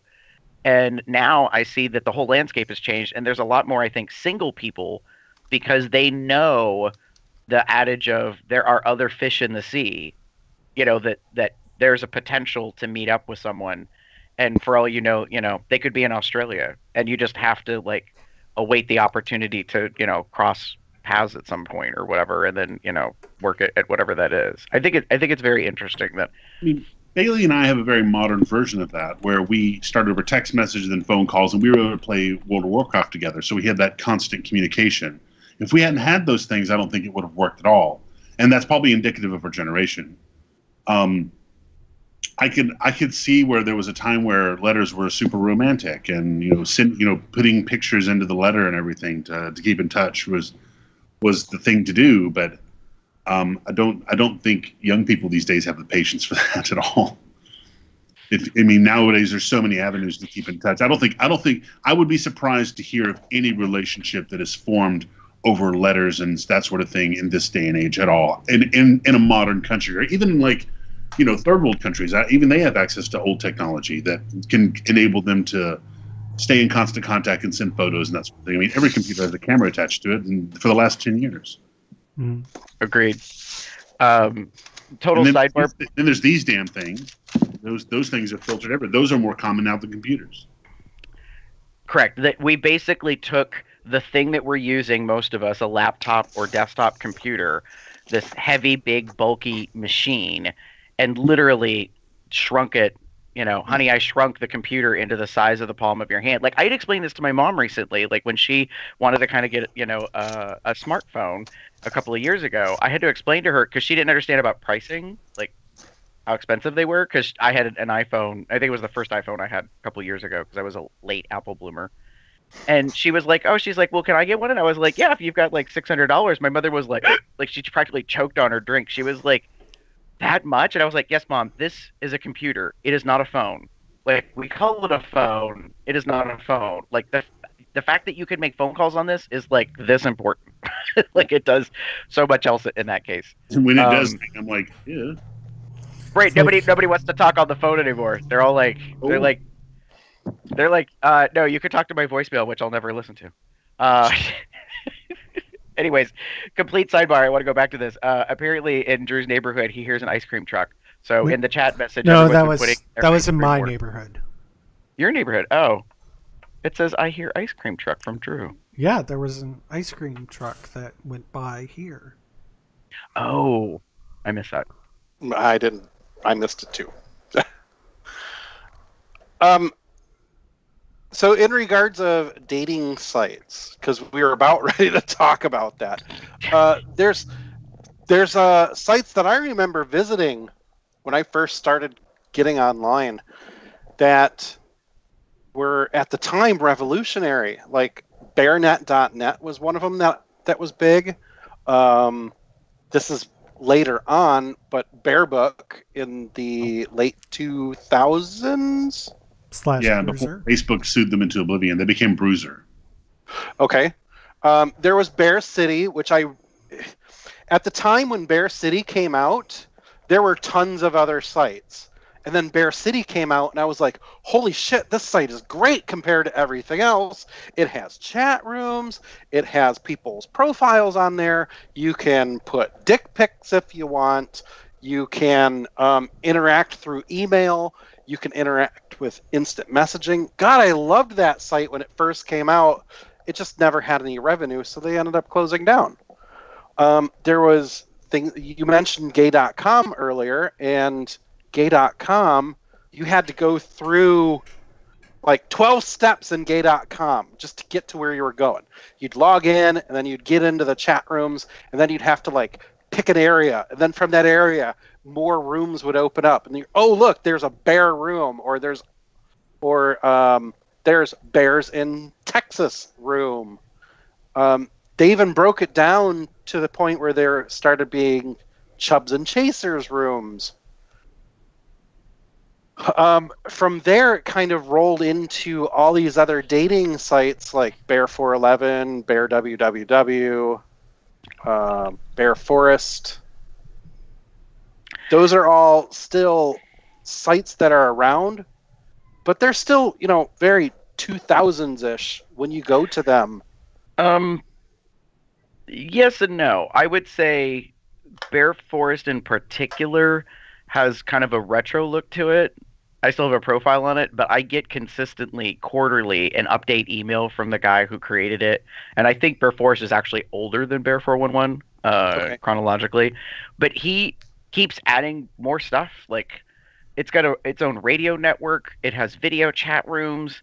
But it also has like the old school. I think it has like story, like erotica section, and the pictures. I mean, it's interesting because I think it's trying to stay current with stuff and yet not really worry so much about the aesthetic of we have to put a whole new polish on it. So now we're gonna keep our color scheme, but we're gonna like put everything with like a lens flare or whatever, some ridiculous kind of stuff. What is a Bear site color scheme? Fucking browns. Well, Bear Forest is actually black, charcoal gray, white, and a weird like old green terminal. Kind of like, remember the black and green screen? Colors, the Bear flag and green. Yeah, no, there's no Bear Pride colors at all, Hadrian, for Bear Forest, which is really weird. It's kind of almost anti-Bear. Now that I think about it, that it doesn't have the Bear Pride stuff, because I agree with you. A lot of the others are like, we're proud to be part of the Bear. That was one of my. To me, this still. Go ahead. It still looks like Bear Pride colors. Yeah, I mean that's something The that color always- scheme.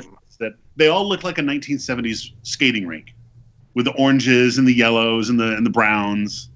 Like really, and the fucking bear paw. Whoever, Craig Burns, I love you, but fuck you in that goddamn bear paw. It's everywhere. Oh, you mean the paw that has 4 fingers or 4 pads or 5 Yes, pads? it's a puppy paw. I know. Sometimes has claws, sometimes doesn't have claws. Like, because people co-opt it and they don't understand the difference between a wolf paw, a bear paw, a dog paw, an otter paw. Like, it's a paw. Well, to be works, fair, right? I've had a shirt with the claws on it, and that little tiny embroidery piece sucks. It's all of, I like look at the paw and I'm like, does it have the claws? If it doesn't and it's embroidered, I'll wear it. That is so oddly specific. It is. These are the lives of a bear porn star.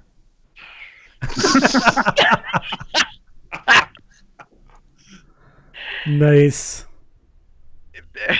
That is not what I would expect you to say. Anyways, so yeah, the current sites, I agree with you. I think, Chester, your point, to go back to it, is there's some that have been around for a long time, and they haven't exactly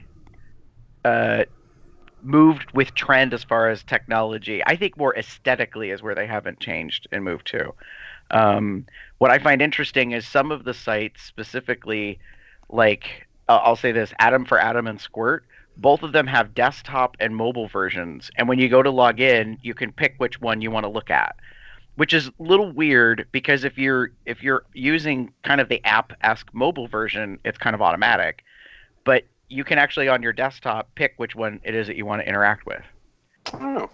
So, like, for example, I'll say this, like, I use Squirt, well, I log on to Squirt, I should say, and the interesting thing to me is aesthetically, like, to do certain things, it's faster and easier for the mobile version than it is for the desktop version. And I think that's purely about the UI. Like, the person who created it isn't probably bringing people in from the outside for feedback and consultation to say, hey, you know, if you put this button over here and if you do this thing, like if you remove this 4-step click process, you could do it this way.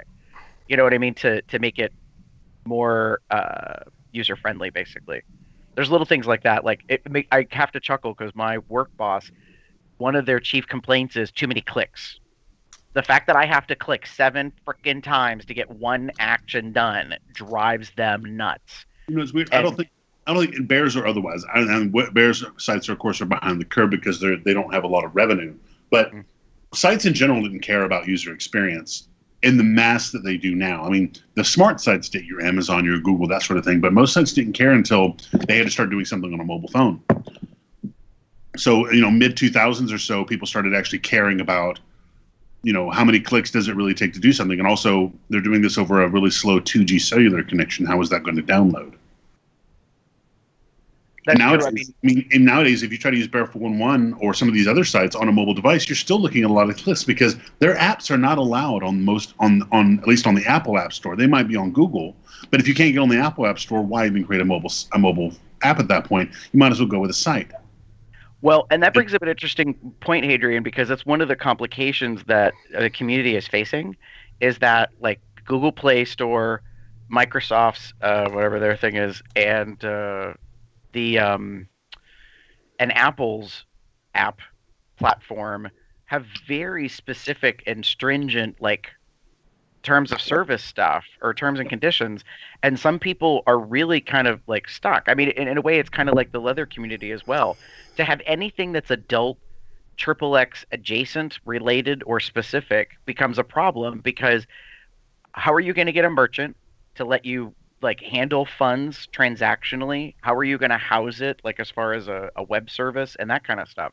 And that's the part that I find unfortunate. And in a way, it's almost like we have to create our own networks. Like, we have to create our own bank.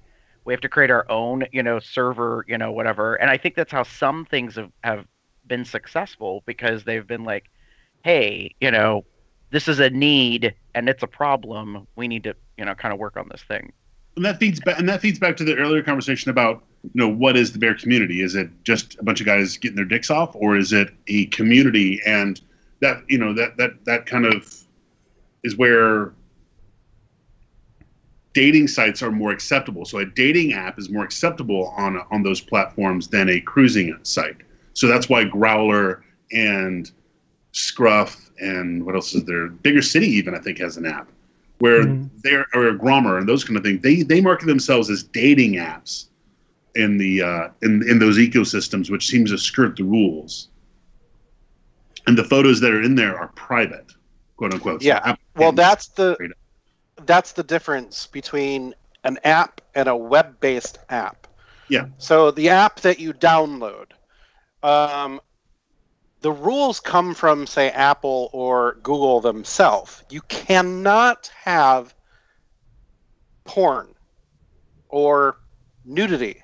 Mm-hmm. You can, but it has to be locked. And that user has to choose to unlock it. Under That's the only way veiled line of dating app. Exactly. But if it's something like, say, Recon, which is a BDSM kink leather type of site, they cannot have an app because on Recon you can have dick pics in your main profile if you want. Yep. That's the key right there. Yep. And So, if they call themselves a dating app, they would be giving up some of their soul almost, because that's mislabeling themselves. So in a way, these app stores are shaping our community because they're changing the terminology that we can use in order to be published. I completely understand that, and if I have to change the way I reference it, that's perfectly fine. I would like to date your dick. So, you know. Isn't there a website called Date Dick? I think there is. Yeah.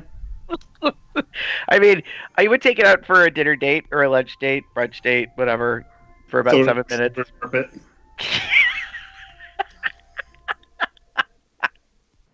Who are you? Why are you attached to my boyfriend? Oh, man. So, Chester, we were kind of going through like the series of sites. So, we have a category we kind of think is sites that we think appear to be rolling with the times, meaning they aren't so much kind of keeping themselves locked in terms of like code and technology and aesthetics and that kind of thing. They're kind of growing with it. From the list that we put together here, do you want to run through those, Chester? Sorry, which ones? Sorry, I think I just called you out on not being where we are. No, I'm not. Are you talking about the sites that seem to evolve with how technology works? Yeah. Okay. I'm just making sure. So I know that Bigger City has done that. They still have their standalone site, which for the most part, it hasn't really changed over the years. They've added a few things here and there and tweaked things here and there. But to me, Bigger City still does what it did 10 years ago. It just looks nicer and it's easier to use. So to me, that shows that they're staying current with the times. Plus, they've also created a standalone app that you can use on your mobile device. So has Chaseable / Grommer. I put them together because they're the same developer, even though they're two different sites. You guys mentioned that HeftyNet is doing the same, and Bear Underground is releasing an updated version to their site within the next week.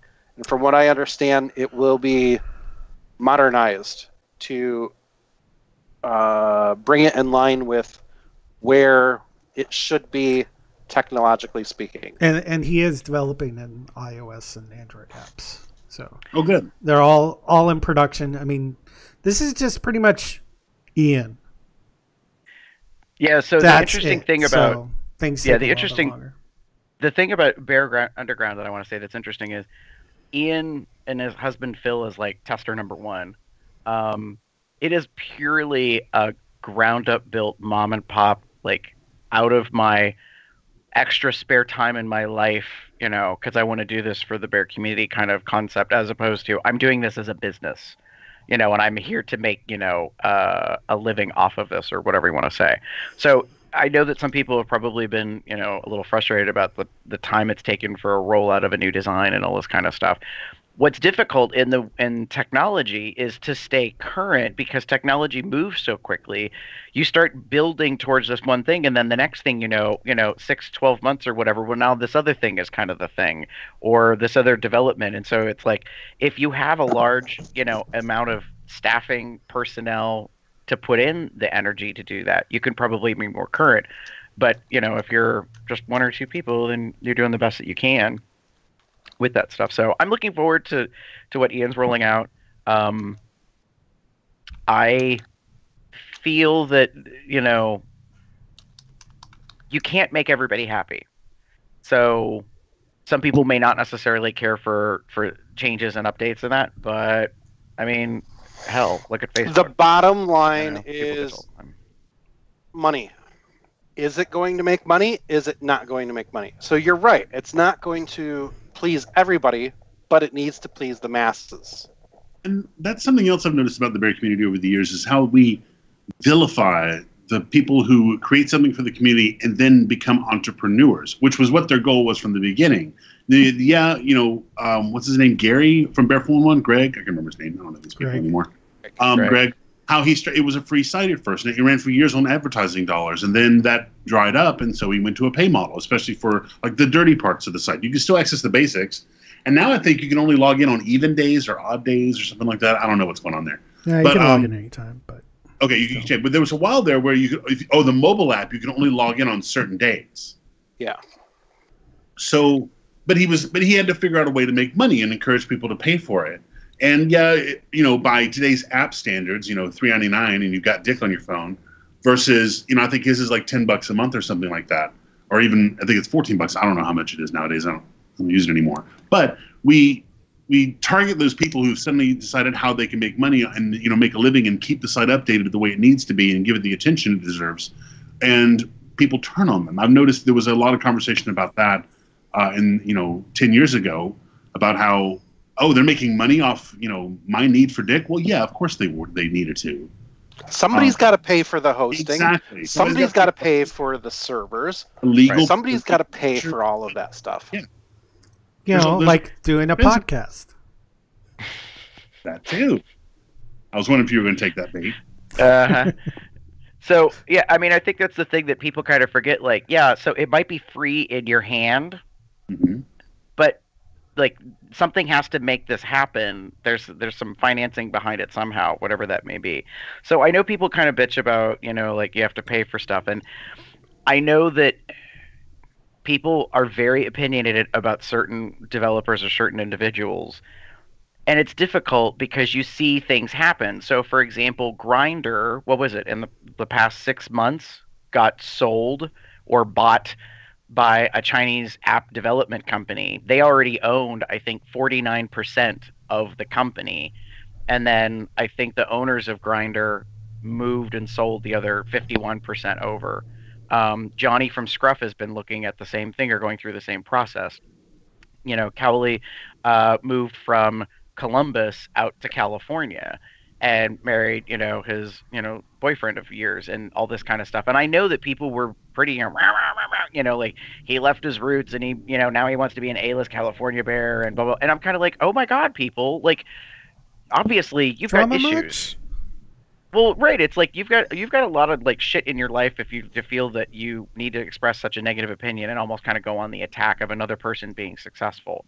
Yeah. Is it unfortunate that, their life is changing at your personal expense out of your bank account? Maybe. But the reality is, like, you don't have to participate. Like, you don't have to use the app to that level or at all. Right. I mean, that's kind of how I feel about, like, people bitch about some things with Facebook. And I'm like, yeah, you realize you were the product, right? So, like, don't use it or use it. Make up just mind. Yeah. Playing things like Pokemon Go, constantly hear people bitching, oh, well, they need to do this, and they have to do this. Why is it this way? And I'm like, because you're playing a free fucking game, and they're the ones making it. Well, you want to give them money, then you can bitch. Well, then there's that newcomer. What is it, W Bear, that's popped up on the scene in the last 6 months or so, which I really love the app. I think it's beautiful, and it's got its bugs, but it's really nice for something that's absolutely free, and you get access to all this good stuff, and it's free. And then the other day, somebody says, "How do I turn off the W Bear newsletter?" I'm like, dude, it's a fucking free app. Take the ad. Right. It's one ad. It's one ad. It's funny that you say it that way, Hadrian, because I'm 50-50 on that. I'm in the camp of when I started getting personal messages that are nothing but ads, basically, from other businesses and that kind of stuff, it really torqued me because I'm like, you are working the app to your benefit. Like, you're trying to figure out, since you can't technically advertise with it, how do I still advertise through it? And it, it's like, no offense, I'm going to block your ass. Like, I didn't ask for you to blast me with your notification of your fucking event or whatever. Okay. Like that. And so I'm kind of 50-50 on that. Like, to be honest, I will also say I've been using W Bear. I like it. I honestly would pay for it. I like it enough the way they put things together. Well, then, but you mentioned the whole other, other ads coming in, like Growler. Okay, so if you don't pay for it, which I'll get into that in a second, but if you don't pay for it, you get ads. And something that pissed me off, and I don't know if it's like that anymore because I haven't not paid for it in a while, but it used to be there was buttons at the top you could press to do something. And there seemed to be this timing thing, and I had a hard time believing you could do this on purpose. We would go to tap, and the ad would pop down, and you tap on the ad. And that used to make me so fucking mad. So, I started paying for it, they get rid of that. But so I pay for it, and I don't get any ads anymore. But now I get these weird little shouts, and I've turned those off. But there's still these pop-ups that show up in the app that are more invasive than any of that other stuff for things like liposuction. Which is weird. And I'm like, really? That makes me really angry. I'm like, it's a fucking bear site. I'm not here for no fat shaming. It's funny that you say that. So since we're on a rant for a moment, all I'm going to say is there is a bear run that is no longer in existence that took place on the eastern half of the United States that royally set me on fire one year because they decided in their infinite wisdom that it was okay to have a sponsor and that this sponsor could actually do demonstrations and be at the run. And it was for a hair coloring product line that is still in existence today so that bears could cover up their gray. And I lost my fucking mind. And I I'll own it. I read the person who organized it and the Run for Filth to all my friends. I was like, this is the worst thing ever. They're like, I don't see what the big deal is if a guy, wants to cover up his gray. I was like, all right, let's invite fucking Nutrisystem or Weight Watchers or, lap banding. And they were like, well, that's a bit extreme. And I was like, no, it's not. The concept of the bear community is to accept men for who they are in their natural masculinity. Why the fuck are we coloring our hair? Hello? Because we're fucking gay. No, because, we apparently don't want to get old. Yet some of us love daddies, and guys with gray hair. I was like, wait a minute. And this it is really goes completely against the grain of being a bear. Bear was supposed to be inclusive of all these different types of things that were going against mainstream gay things. Thanks, bear mailing list. So my feeling on it was I no longer want anything to do with this person, not that I really had a connection with them, or this event. I was like, you totally shit all over, the concept of just accepting you for who you are, because now you're allowing this vacation piece to come in. And what was weird to me about it was that, people just they were like, what, so you don't have to attend the thing that they're doing at the event. You don't have to use their product, blah, blah, blah. And I was like, right, but it's a slippery slope issue for me. When do we actually say this is okay or this is not okay? I mean, Hadrian, I don't know if you recall, there was something that happened, what was it, a year ago, 2 years ago, with, whatchafoot, and the run in California, God, was it Bear Indulgence? What was the one that used to be in San Francisco that closed? IBR? Convergence? International right. Rendezvous? So IBR closed, and then IBC started up. Okay. And the person that started IBC got lambasted in, what was it, 2016 because of their affiliation to a certain political party. Oh, yes, after Trump got elected, yeah. Right. So actually, it would be what this year, It was 2017. IBRs in Palm Springs, and yeah, he got lambasted because he went to the one of those MAGA events after the election. Yeah. Right. So he had his picture taken by the advocate being at the thing, and then unfortunately for the organizers of the event, they got dragged through the mud because he was still affiliated to the event, and they're like, no, he doesn't have anything to do with it. He gave it to us, like we bought the rights and all this stuff. And don't tell the Bears this because there's text in it, and they went online and they sleuthed all this stuff, and they're like, then why is his name still listed as the proprietor of the company that makes the name badges? Or I mean, like, it was horrendous. And as a person who puts Beautiful on an event, is what it was. I fucking loved it. well, as a person who puts on an event, I was scared. I was like, it's a sign of maturity in our community that we care where our money is and where it's going. Right, and I agree with that. But this is the example of the slippery slope issue that I'm talking about. Like, you allow one thing to happen, and then when do you really draw the line? And so my feeling on it is like, so does this, and no, this isn't a question to answer, but at a certain point, do you say to yourself, yes, it's absolutely acceptable for the Log Cabin Republican group to be a sponsor of a bear event? It's not something to be answered, but that's the stuff I'm talking about. Like, when do you say money matters more than principle of community or whatever? I think it would be better off for any event to say, you know what, we're just not going to allow any entities from certain categories to be involved. Yeah. And that's kind of one of the things like we do with my event. I'll own it. We talk about like the vendors that come to our event. We have a requirement that they participate in the event. We're not really that much about having, a whole vendor market full of people that just are there to make money off the community. It was something that I was kind of strong about in the very beginning, and I still feel that way. We may have a local vendor, so they may not necessarily be, someone who's totally, involved per se, but we've been approached and solicited to be like, oh, we want to come in and sell stuff. And then when we explain that, like, you have to basically pay for a package and be there for the weekend, they're kind of like, oh, well, we just wanted to come in and sell. Right. Then, well, that's fine. It's like, no, we want you to actually participate. Like, the whole point is to be here and to have fun, not for you to just take money right out of my wallet, so to speak. Yeah, exactly. But that's a thing that we kind of do. And that's a little unique, I imagine. It's a little different. But it's not that far outside of the norm. A lot of the events that I go to, and probably Hadrian, you've been to, and Chester, of the past like 2 or 3 years, I don't think any of the what we consider standard vendors at events are there really to just kind of rob us. I think they are a part of the community. There's nobody kind of just coming in and being like, I know what bears need. Bears love fucking bacon. I'm a bacon vendor. You know what I mean? And it's just like this, 23-year-old. Who are you talking about?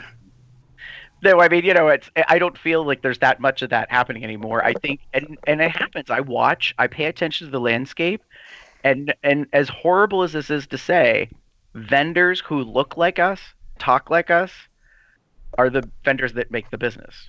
Mm-hmm. So that is true. I think it is a double-edged sword to an extent. When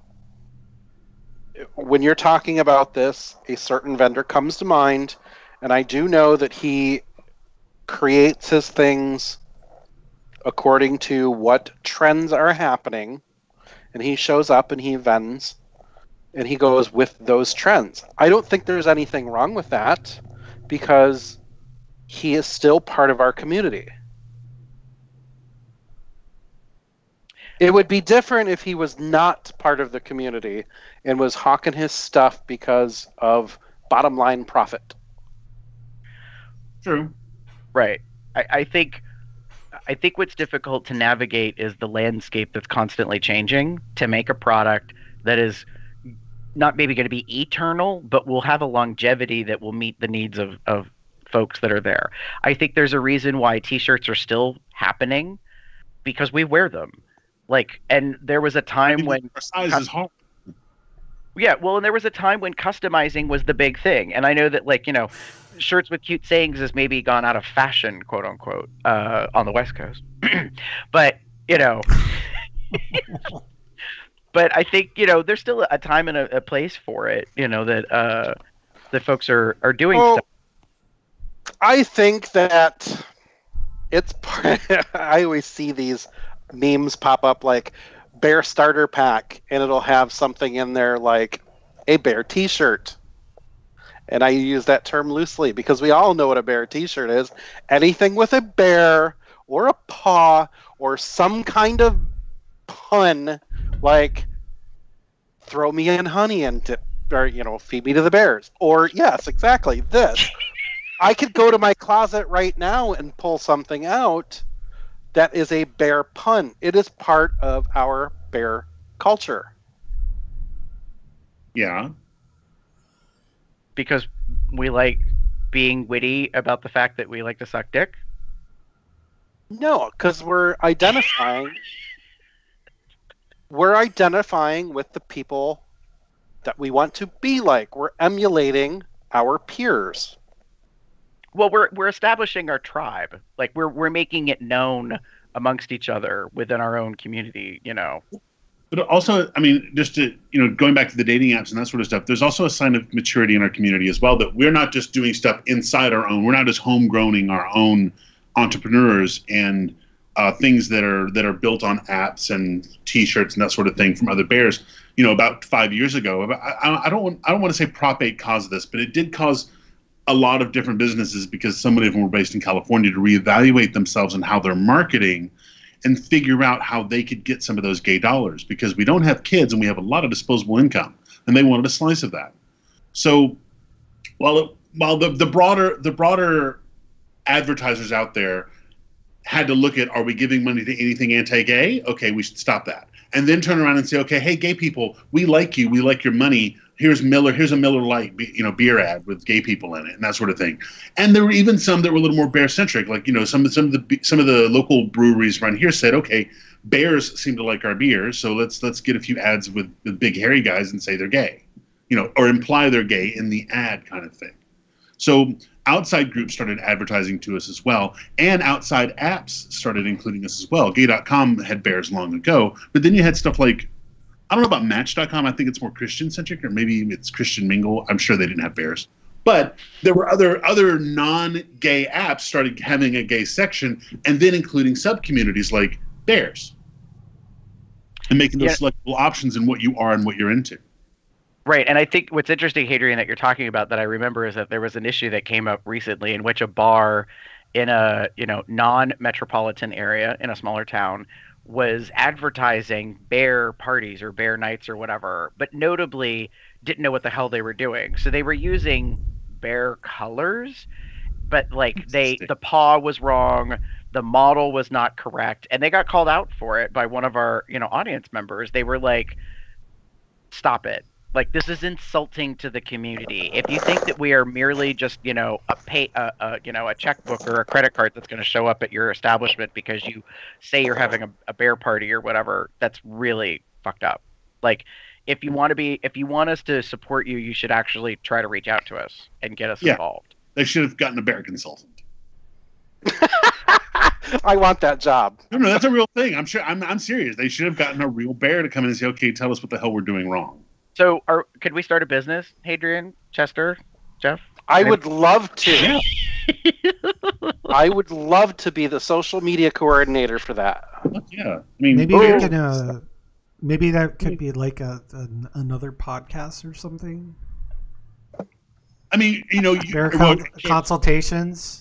Oh boy, I do like, Gary. I like how you went all Sean Mulligan on that bear run for coloring, for beard color and sort of thing. But there's a market there where you could have an ad of some bear, like a before and after, and he's like daddy on one side with the gray, and then it says just for men in the middle, and then on the right it's cub again, kind of thing.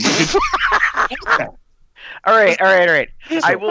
All right. No, I will concede, in your point of humor, if they had marketed it different, and if they had presented it as an option, not as a necessity, I probably would feel different. And to be fair, they maybe didn't promote it as a necessity, but I was so outraged by this concept because it definitely didn't come across as, hey, if this is something you would shame. Right, like to me it was super obvious, like the whole product line exists because men don't want to look old. So what you're saying is, and if you flavor it different and be like, hey, here's an option, like kind of, I mean, we've talked about it with my run. Like there are very important topics I would love to have some workshops about, but I don't know if the community really wants to sit down and have a conversation about diabetes or our health. You know what I mean? Like, and talk about the impacts of what obesity does to us because like, yeah, we love bigger, rounder bellies, but bigger, rounder bellies also bring along complications with age and that kind of stuff. And it's like we've kind of like internally discussed it, and we've just decided we're probably never going to have that kind of conversation because people don't go to a bear run to have that type of stuff. Yeah, nobody wants to see the CPAP vendor at the bear run. Well, now, hold on. I don't know if that's a no. That might actually not be so bad. Hadrian, I think you're onto something. I think that's marketable at a bear run. You know, actually, you got a point. You can have it like but it can't be in the event, but have like the forget your CPAP, come over to booth number 15 and we'll give you a loaner. No, seriously, you are really onto something with that. You're onto two things, all right? You could have a vendor there with things like extension cords, yes, or power strips, filters, hoses, masks. You know, and that was I would say that was a thing at Western Exposure because there's a lot of campers there. But West and his crew were going to the campers saying, "Do you need an extension cord for your CPAP?" They were doing that. Now, see, do you remember? Do you guys remember Provincetown Bear Week this past year? Their power had gone out, and Sam Kaladi had tweeted out, and suddenly bears all over Provincetown can no longer sleep tonight. That's true. That's true. Yeah, well, Sam did say that you can tell when the bears are in Dallas because the entire hotel is vibrating. Not because of certain actions, but because of the CPAPs. Okay, so for our online audience, because Amador asked the question, what's a CPAP? So CPAPs and BiPAPs are breathing devices. So when you sleep at night, you may have difficulty with breathing. So what happens is basically your your respiratory function causes a delay. So you're not breathing in air. So you go for a period of time without breathing. And then that causes lots of problems. Obviously, you're not bringing in oxygen. You're not expelling carbon dioxide. So it actually vastly affects your health. So a lot of individuals who typically have a neck that's supposed to be roughly 17 to 18 inches or larger have difficulty with breathing at night. Now, that's what they say medically, but the reality is I know lots of people of varying sizes of body. It's not just big guys that have CPAPs or BiPAPs. So you have this device that you wear, and they come in all sorts of different versions and stuff. Some are very high tech, some are not. And those of us on the podcast know as hosts someone who is a recent guest who's going through difficulties because they just got their first CPAP, and because of the size of their head and stuff, and the mask placement, they're just going through the growing pains of first using one. But Hadrian, I think you're totally onto something. Like there is a business fucking opportunity to be made right now that someone goes to events and they either rent equipment and or also sell the stuff that you forget that you need, or customizables. So they will sell you distilled water. They will sell you the tubing, the pads. Like the downside though is because I know there are so many different models and makes out there, it would probably be a bit of an investment to figure out all variable pieces that you need, to put together for that particular thing. In that case, but yeah. So no, I remember Chester when P-Town, when the power went out, I read that online and I was like, oh my God, talk about a nightmare waiting to happen. You have an entire, it's not a bear run in a hotel with no power. It is an entire town. Like, it's a village. It's a village. An entire village. I mean, I was like, this is really bad if they don't get the power back soon. And then immediately my pervert mind kicked in and was like, wait, does that mean everything suddenly becomes the Dick Doc?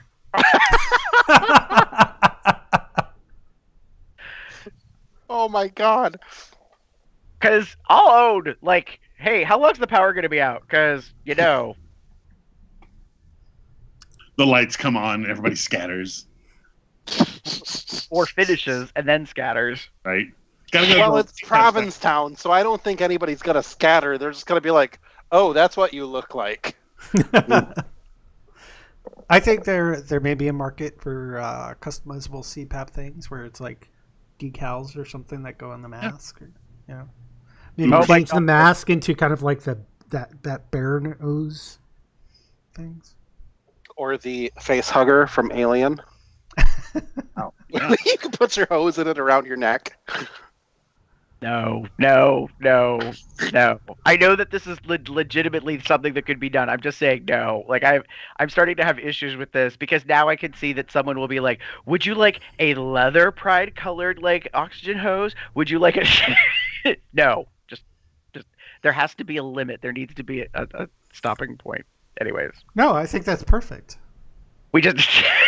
Right. We just gave out a multi-million-dollar business opportunity on this podcast. So someone out there is going to end up making a business. You can give 5% of the cut to Cubs Out Loud. You can contact Jeff, the producer. And if you need somebody for administrative purposes, human resources, payroll, social media, I'm your guy. Hadrian, what role do you want? IT. Okay. Oh, okay. There you go. We've got a business. We got the trainer. We got the just the producer. I don't know. We got the social media HR expert. We got the IT guy. Nice. We just got a company. Let's start this up. Yeah, we just need the financial backer. Yeah. Let me call my ex. Nice. Hey, Daddy Warbucks. That's true. Hadrian, do you know? All right, this is going to be completely outlandish. Do you know if there's a collective of bear financial people out there? Like people who are, God, what do you want to call those? Angel investors? Yeah, like, you know what I mean? Like in terms of like when it comes to capital investors or that type of thing. Like but just judging by the number of Cubs with GoFundMes, apparently no. Wow, he just threw shade at this podcast. Sorry. I can hang up on you with you. Oh wait, you guys have a GoFundMe. Sorry. No, I mean not you guys. You guys have a real legitimate business plan. I'm talking about the kids who are just like, I don't know. I want to go to this bear event. GoFundMe. You know, that kind of bullshit. Okay. That's what I'm talking about. You guys have a real plan put out there. There's some people who just put it up looking for angel investors because they're fucking cute. Fuck those kids. You know, it's interesting because one of my best friends actually was talking to me about. They have a Kickstarter, GoFundMe, whatever, and they aren't really getting a lot of traction on it. And they were asking me for some feedback, and it was interesting because I said, "This is what it comes down to." People are willing to invest in something that they really believe in, and most importantly, are going to get something out of it. And as shitty as that is to say, if you're going to get a bauble, a whatchamacallit, a who's a what's it, like as part of like donating and all that stuff, yeah, you are more likely to get people to be involved. And if it's, no offense, on trend. So like if it's a tabletop game, you are practically guaranteed to make gold. And then all your extension goals and all that kind of stuff. But if you want to, like, you know, I want to build a meditative center for people who are looking to get reconnected with, you know, Gaia. Girl, you might never make your money. Just letting you know. Because, like, you're in a way you're being niche and people aren't necessarily wanting to support you in that. As fucked up as that is to say. Yeah, there's a lot of cyber begging out there, but I do know that in LA there are a few bears, and I'm sure this is just people that I know that, you know, are looking to invest in new ideas, and they're investing in stuff like, you know, gay campgrounds or gay resorts, and they're kind of attaching to existing bear properties that are ripe for expansion and growth. So like some of these websites could be looking for an investor, an angel investor, to say, hey, we have a website that's a few years old. We could use a little bit of money to make it better. I kind of wish that Grindr and whatever's going on with scruff right now. I wish they would do that instead of just selling it to China. I think that's not what I gave them money for all those years. So I have a problem with that. I would rather, if they want to get an investor to help them improve, I think there's money for that. A new idea, a little bit harder to get off the ground. Like you guys have a stable product already. So you could probably get an investor that would be willing to help you take you guys to the next level if you guys had a plan for that. All I really want right now is a new computer and just somebody to pay my server bills. That's all I really care about. Yeah, we're kind of humble as a low level podcast. That's perfect. Then what you guys are doing is great. I always keep wondering over the world. I always keep wondering what a Patreon would be like for us, but. Oh, if Willem has a Patreon, a lot of bears do. A lot of the furry artists out there have Patreons that I give a lot of money to. But there's opportunities out there. Wait. I just need to rewind about 10 seconds and clarify. Did you just take Willem from RuPaul's Drag Race and bridge that immediately into like the bear community somehow? I mean, I'm a bear and I give him money, so yeah, I guess. Okay. I don't have a problem with it. I was like, wait, did he say Willem, or is there a William in the bear community that I'm not familiar with? Well, actually, this is going to seem like a drag, but it's not. But there is a bear named Will who does have a Patreon, and he takes dirty pictures of himself. Wait, what? I could be getting paid exactly for naked pictures of my dick? And I'm just putting it out there for free. Yeah. I'm in the wrong. You could be getting paid for it. I could be getting paid for it. We all could. I mean, I wish there was a way to, Growler could monetize that. You could be like, oh, somebody liked your picture. Here's a penny. Yeah. Kind of like Saturday, but for pictures. Oh, well, then there would be lots of, I think the term is catfishing. Where people take your pictures and repost them. So it's interesting because there's a new model. I say a new model. It's new to me. Of Hadrian, are you familiar with? I think it's called Members Only. I've heard about this. Yeah. So Colby Jensen is the first person I knew of that went to that, and yes, I am absolutely a luster for Colby Jensen. I'll own that. As much as he's not, well, it's hard to say if he is or isn't part of our community. Long story, but a lot of guys fap to him. We'll put it that way. Interestingly, like he has a Tumblr account, which I follow, but he's not really on his own Tumblr account. It's a lot of stuff that he's interested in. But he has a Twitter account, and in his Twitter, he's been promoting this members only thing, which is kind of like Patreon in that you pay to be a member of the site to follow, and then their content that's how you get to it, is through that. The monetized Instagram. Well, it's video, it's images, it's GIFs, it's live like web stuff or whatever. But I've already seen the flaw in what looks like a really good system, which is you have no way to prevent people from pirating and stealing your shit. Like, so you paid them $9.95 or whatever the price is, I don't know. But then they record it. And then repost it somewhere else. Yeah. Right. It goes to Pornhub. It goes to wherever, and that's disappointing to me because I'm like, these people are trying to make a legitimate, like, survival of life. Well, with members only, you also get direct feedback to the artist as well. So, or the model. So, if you want to be social with your porn crush, you can with that. Same thing with me and Patreon and the artists that I produce. I get to comment on their stuff directly, and they see it directly with a small exclusive group. Members only gives that flexibility too. If you just want to see stuff and not actually connect with those people, you weren't willing to pay in the first place. Right. Remember, porn piracy is still the number one problem with the porn industry right now, is that they can't make money because it's stolen so quickly. They have to depend on those first line subscribers. And that $9 could go to Bear Films for them to see my stuff, or they could go directly to me, and I'll post something every day. I think it's interesting in the chat. Aziza just said, by the way, we have a name, Hadrian, to go back real quick to angel investors. They should be Bear Venture Capitalists, BVCs. I like that. But Aziz said he thinks that Tumblr is helping services like Patreon pick up steam since they won't let you post porn vids anymore,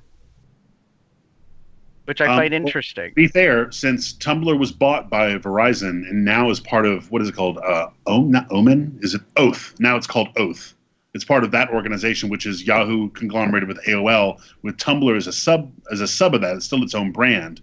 Right. But I noticed that almost immediately after Tumblr changed hands, the amount of administration going on dropped dramatically, and I'm noticing porn vids are not being moderated anymore. So I think they've killed off a lot of their employees, or they've just left because they're not able to enforce the rule. It has something to do with it has something to do with the way that YouTube scans their videos listening for audio. Yeah. Because when you upload a video to YouTube and there's an audio clip, and if it identifies the audio clip and it's over a certain length, they'll hit you with copyright and tell you to take it down. Yeah. Tumblr kind of does the same thing, but what they do is they're searching for porn, basically. Oh, yeah. So if you're... Yeah. Oh, God, yeah. Is that the track they're looking for? Yeah, but they're looking for video, like image, not audio. So, to give an example, if I take a picture of my dick, my hard dick, and that's what it is, it's clearly my dick, and I put that on Tumblr, Tumblr's gonna flag it as being pornographic. Right. Whether I say it's art or not, doesn't matter. It's still gonna be flagged as adult. So what they do is they use that same technology for video, and once they recognize that there's a video with pornographic images, that's when they flag it and remove it. So that's why people are either shortening the video or they're just making it into GIFs. If your video starts out with clothing or unintelligible imagery to begin with, and then goes to porn, it'll usually circumvent that technology. So I have a technology theory to tie on to what Chester was saying just now. Someone I follow on Tumblr posted a video, and they said in the caption post, ignore the first 3 seconds or something like that. And that's all it said. And I was like, well, that's weird. But when I clicked the video, the first 3 seconds looked like them sitting in gaming or something weird. Like it was almost like a Snapchat, like kind of like little snippet of something. And then it switched from that to them in a totally different place jacking off. And I was like, oh, I thought it was a test of the system to see if they could figure out how to post porn without getting flagged for porn. So to what Chester's talking about, I think there is something that like is happening that is an automated system, because I also agree with you, Hadrian, that the staffing must have changed. I didn't realize that was what happened, but I had a theft of an image that I reported, and in the past year and a half, until maybe about 2-3 months ago, I would get the automated reply, thanks for submitting, we'll look into it, we created a case, blah, blah, blah. Could you supply us with more details? You get that kind of back and forth automatic piece in the beginning, which obviously I've had to do a couple times. But in the past, it would be resolved within about 2 weeks. Last time I submitted a image theft issue, it took almost 2 months for them to get back to me and say, you are correct, we've removed the post, blah, blah, blah. At that time, it's so widely distributed, you lost the point. Right, but I kept thinking, like, did they drop the ball in this? Like, did they forget about it? But when I did hear back, I was like, wow, that took a long fucking time. And I didn't equate it with new company, less staff. I was thinking, wow, they must have a lot of, they must have a backlog. Like there's so much. That's how I took that. Yeah. Had the same problem. Or they have a backlog and not enough staff. Well, yeah, that's actually, it's probably all of it. They don't have enough staff, hence it creates a backlog. But no, it's interesting. So in the modernization of the Bear online stuff that we're talking about, we kind of feel like we have Facebook groups, which are problematic because even if they're locked down and closed, you still can't necessarily post porn. But then you've got what are called the dating apps, and like we already talked about, the reason that they are called dating apps is because of the terms of conditions to be able to be such things. So that's like Growler and Scruff. Then what's funny is we have cruising apps, which are kind of like in the category of dating apps, but they're a little different. And so I think it's interesting that we listed Mobley, which Hadrian, you and I were on for the brief, spat, or, that it was out there. Something is said about that. Something that bothers me about Mobley is how quickly it disappeared, which it went down from maintenance and then never came back. Mm-hmm. And I'm wondering what happened to all that content. Who has that? Where did that server go? Because it wasn't encrypted. It wasn't stored in some way that I can delete it now. Somebody has that, and all the chat logs and everything else that people talked about. I'm wondering who has that and who's trolling through it. That's what concerns me about some of these apps changing hands and going overseas. I'm like, you can't tell me someone's not looking through that data, because in this new modern world of fake news and everything else like that, if let's say you had, or remember Rentboy? Remember that shit with Rentboy was a prostitution app, or an app essentially, website. And what happened there was that that was Ashley Madison or whatever that company was that was for cheaters. Ashley Madison. What was the name of the site? I can't remember now. Isn't that a snack cake? Dolly Madison. Oh no, that's Dolly Madison. Oh my God, Chester. Yes, Dolly Madison, carbs and fat you shove in your face. Ashley Madison, pussy that you shove in your face. Yeah, it was for guys looking for women who want to help them cheat. But that site happened, and somebody had a bunch of their data and published it. Somebody got access to their data. Now you have something like, now Rentboy went down, and it was seized, quickly. And I always wondered if it was like a bunch of those stodgy old men up on Capitol Hill, like, oh fuck, somebody go get Rentboy now, because I don't want nobody to know about all the boys I've been renting on my wife. Mm-hmm. So that happened, and then you got to look at sites like Growler and Scruff and those sort of things. If they change hands and their servers move overseas, and something happens to them, who's going to take that? Who's trolling that data? Who's securing it? Who's reading my chats right now, looking for dirt on me? That kind of stuff. Because waiting for one of these bears to finally, make it big, like Brian Sims, the senator from Pennsylvania, to finally make it big and be like, oh, here's your chat logs. You're going to do what we say now. We're going to blackmail you. Something along those lines. Yeah, so Mobley's disappearance. But I agree with you, Hadrian. Mobley's disappearance really kind of freaked a lot of people out, and I think, Hadrian, you were the one that posted on Facebook or whatever. Hi, Bailey. I think you posted accurately to say, where the fuck did all our shit go? I think you had actually been a financial supporter and complained and got your money back. But I hadn't thought of that till you pointed out, and I was like, fuck yeah.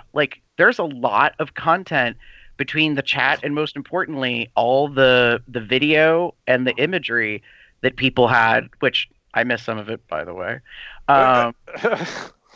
There was some hot shit on there. And anyway, that is gone, and then not in its place, quote unquote, but W Bear came along, which W is actually a whole platform network of various apps, which I find very interesting. I'm still curious to know where the hell the money's coming from, because how can you have 3, 4, 5, 6 different apps out there and you don't seem to have an ad revenue stream, and you're not asking us to pay for it either? So I'm still kind of curious about that. But no, I agree. So and that so shoe will drop someday. What's that? I'm sure that shoe is going to drop someday. If they decide to charge for it, I've already said it in this episode, I'm reasonably, okay with it. And that's something I know we got to close up, but that's something I want to say. If you're selling your pictures on Patreon, if you've got a members only, if it's an app you're a friend of, like if you use Growler, and I don't know why you wouldn't want to pay that $8.99 to support that app. You spend more at McDonald's. Spend the money, support your app, support your porn, spend money in our community, and they support you too by making these awesome events that happen. Gary, you put your heart and soul into making your event happen. I mean, this podcast, the porn I've been in, that kind of stuff. I mean, stop stealing shit and stop expecting everything for free just because you want to get off. There's a whole lot more to life than just getting off. And the young kids that are coming up today, it's $8.99. Spend it. I think you have an interesting financial proposition, like comparison point, we're willing to spend X amount of money to put something in our mouth, aka food, drink, booze, yet we won't spend less than that or equivalent to that to be able to get the thing we want to shove in our mouth. Exactly. So, yeah, no, I agree with you. There comes a point where it's kind of like, you know, in order to get dick, don't be a dick. Be a backer. That's right. Or a barebacker, or whatever your flavor is. Anyway. If you want the dick to get better, if you want higher quality dick, higher resolution dick, HD dick, 4K dick, spend money. The apps and the platforms and the events and everything that we do inside our community gets better when everybody spends just a little bit of money. If you want better streams of Cubs Out Loud, GoFundMe.com/COLstream. So Aziz says in the live chat, spend money so we can create BVCs. That's right. Bear venture capitalism. That's right. These bands like Colby and Greg and all these other guys that have made it big, you know, they're spending money back in the community too. They're supporting these events, and we'll create more bears that have money by spending money ourselves. Agreed. And we are an economy. Ooh, I like the sounds of that. I got a quick question. This is totally not about this. It's something else, and then we're going to go to. Is it really a quick question? It is. Hey, okay. Hadrian. So since HD stands for high definition, does HM? Can I say that I want some HM dick, as opposed to high definition dick?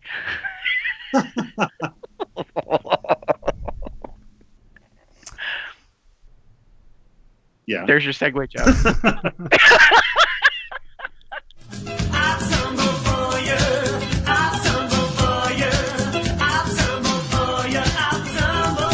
I had no idea where that's going, and mine actually has nothing to do with dick. Just a very funny, I'm bored already. Fantastic thing. Did you say I'm bored with it? If this isn't about dick, I'm bored.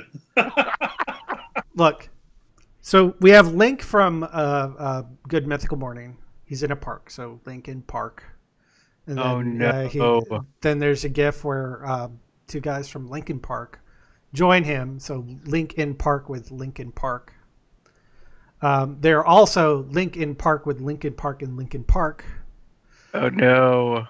And then they have Rhett dressed up as Lincoln, Abraham Lincoln, where it's Linkin Park with Linkin Park and Linkin Park watching Linkin Park, and then Linkin Park with Linkin Park and Linkin Park watching Linkin Park aid Lincoln. That is so fucked up. This is painful. I thought it was hilarious. Wow. So while it is not dick, it's at least funny. That is super cerebral. Make sure you put that into the live chat so they can see. Like, yeah, I'm already working on it. Yeah, somebody really put a lot of goddamn thought into that. That's crazy. Anyway. Chester, what's your Tumblr pick? Mine I titled Double Exposure. Does it have dick in it? It does have dick in it. It's of a chubby boy getting in a shower. And then there's a second image of him in the shower, so it's a double exposure. All right, so I have a technical question for you, Chester. In a digital age, how do you make double exposures happen? Couple different ways. The one that would be the most easiest for an average person would be a photo editing tool. Huh. You take your one picture and then mask it over top of the other picture.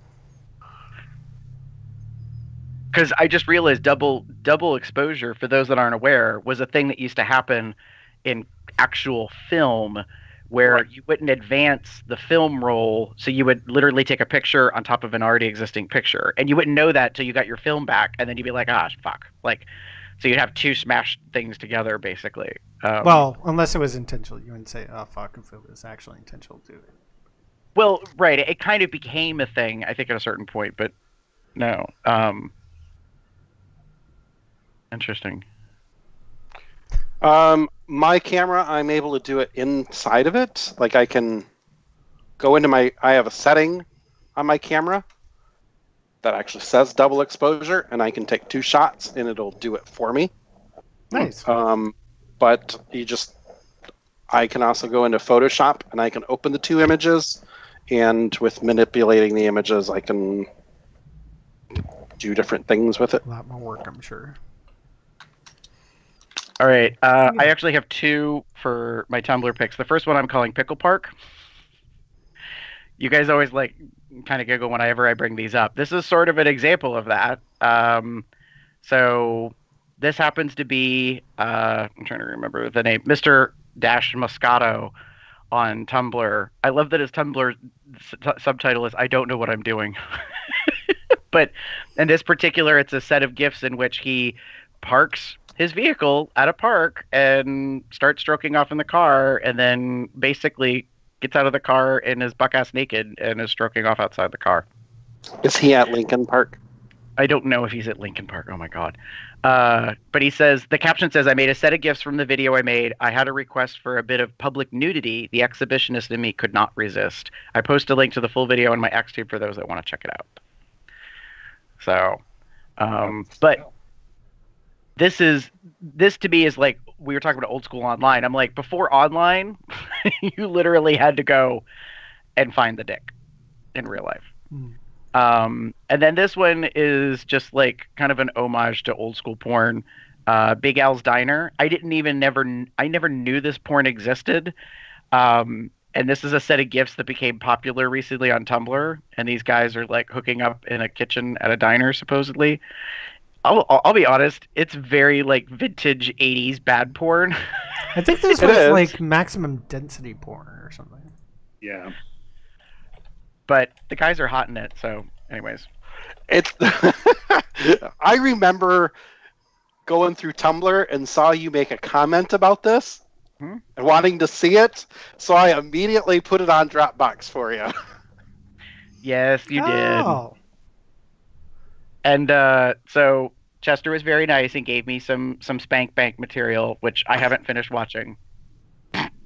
Have you downloaded it? Can I remove it from Dropbox? You should be able to remove it because I think I made a copy in my Dropbox. So yeah. Okay. Oh wait, hold on. I haven't done that. Because that was in the shared Spank Bank, right? I don't think so. We'll talk about that offline. Later. Hadrian, do you have a Tumblr link, or it's okay if you don't? Well, no, I didn't really prepare anything. I will say that it is. Oh, let me put the link. It is October, which in the art community is Orktober, and I've been more specifically going to Twitter here lately for my dirty stuff, and just because it's a little more frontline, like it hits there first kind of thing, especially in the art community. So we have a link. Here we go. There we go. So this is a month where a lot of artists get together and they create orcs, like the fantasy creatures, green screen monsters with tusks and that kind of stuff. And they do a lot of sexual art too. So there's a lot of dirty stuff. And a lot of that ends up filtering over to Tumblr eventually too. So, but there's a link because it's hard. Tagging in Tumblr now seems to omit any Tumblr that has already flagged itself as adult material. Those seem to be omitted from tag results, but Twitter doesn't do that, so that's why I included a Twitter link, and there it is. Interesting. So fun stuff. It is October, and that's October, and it ends in a few days. So enjoy it while you can. Zug zug. All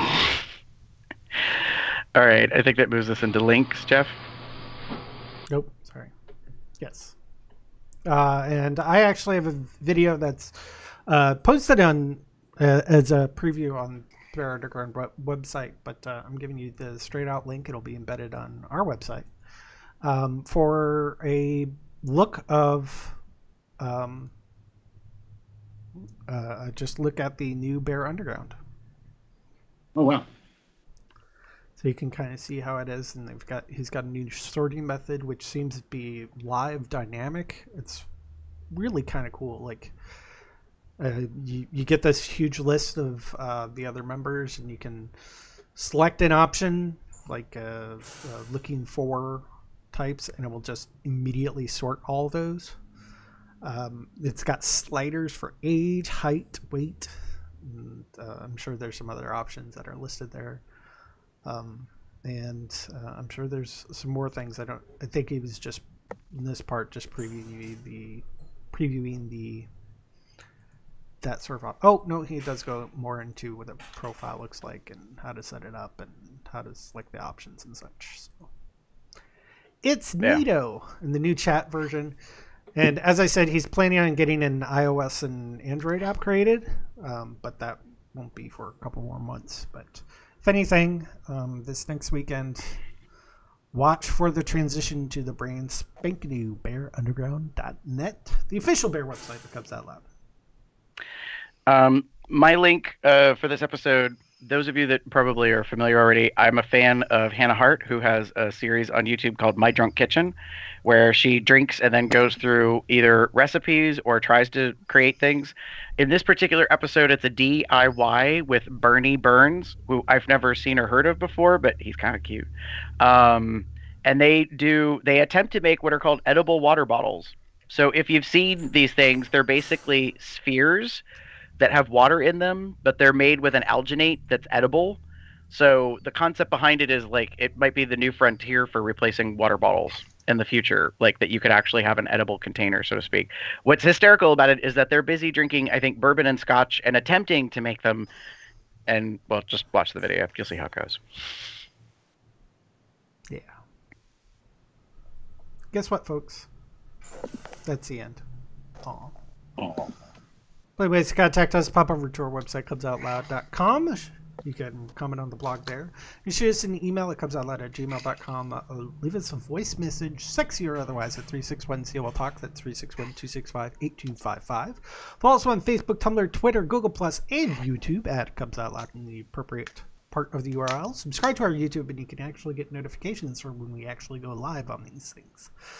You can also rate us on iTunes, subscribe to us to Google Play Podcast, give us a thumbs up on Stitcher Radio. You can find me anywhere on the internet. It's Box Tech, Box Puppy, Box Cub, Box something or other.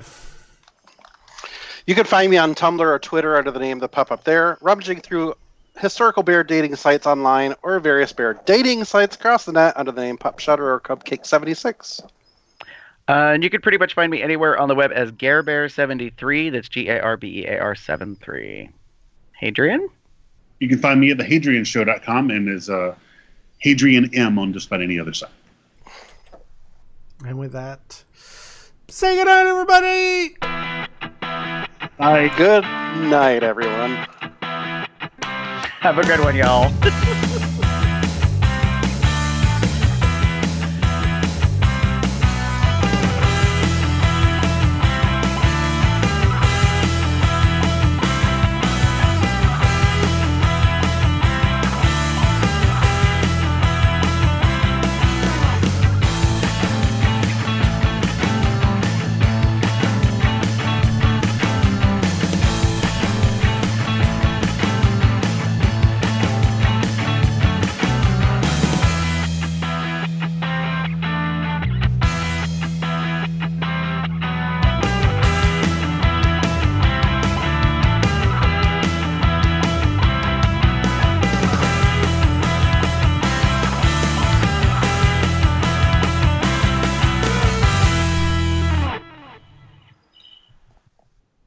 Yay.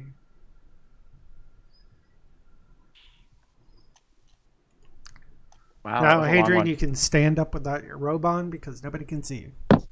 Oh, good. You could have before. Oh, so then he moves the camera down. Nice. I'm ready for my close-up. Are you pantsless? Yes, I'm pantsless. Okay. Yay. Nice. There you go. Now I'm going to stop streaming.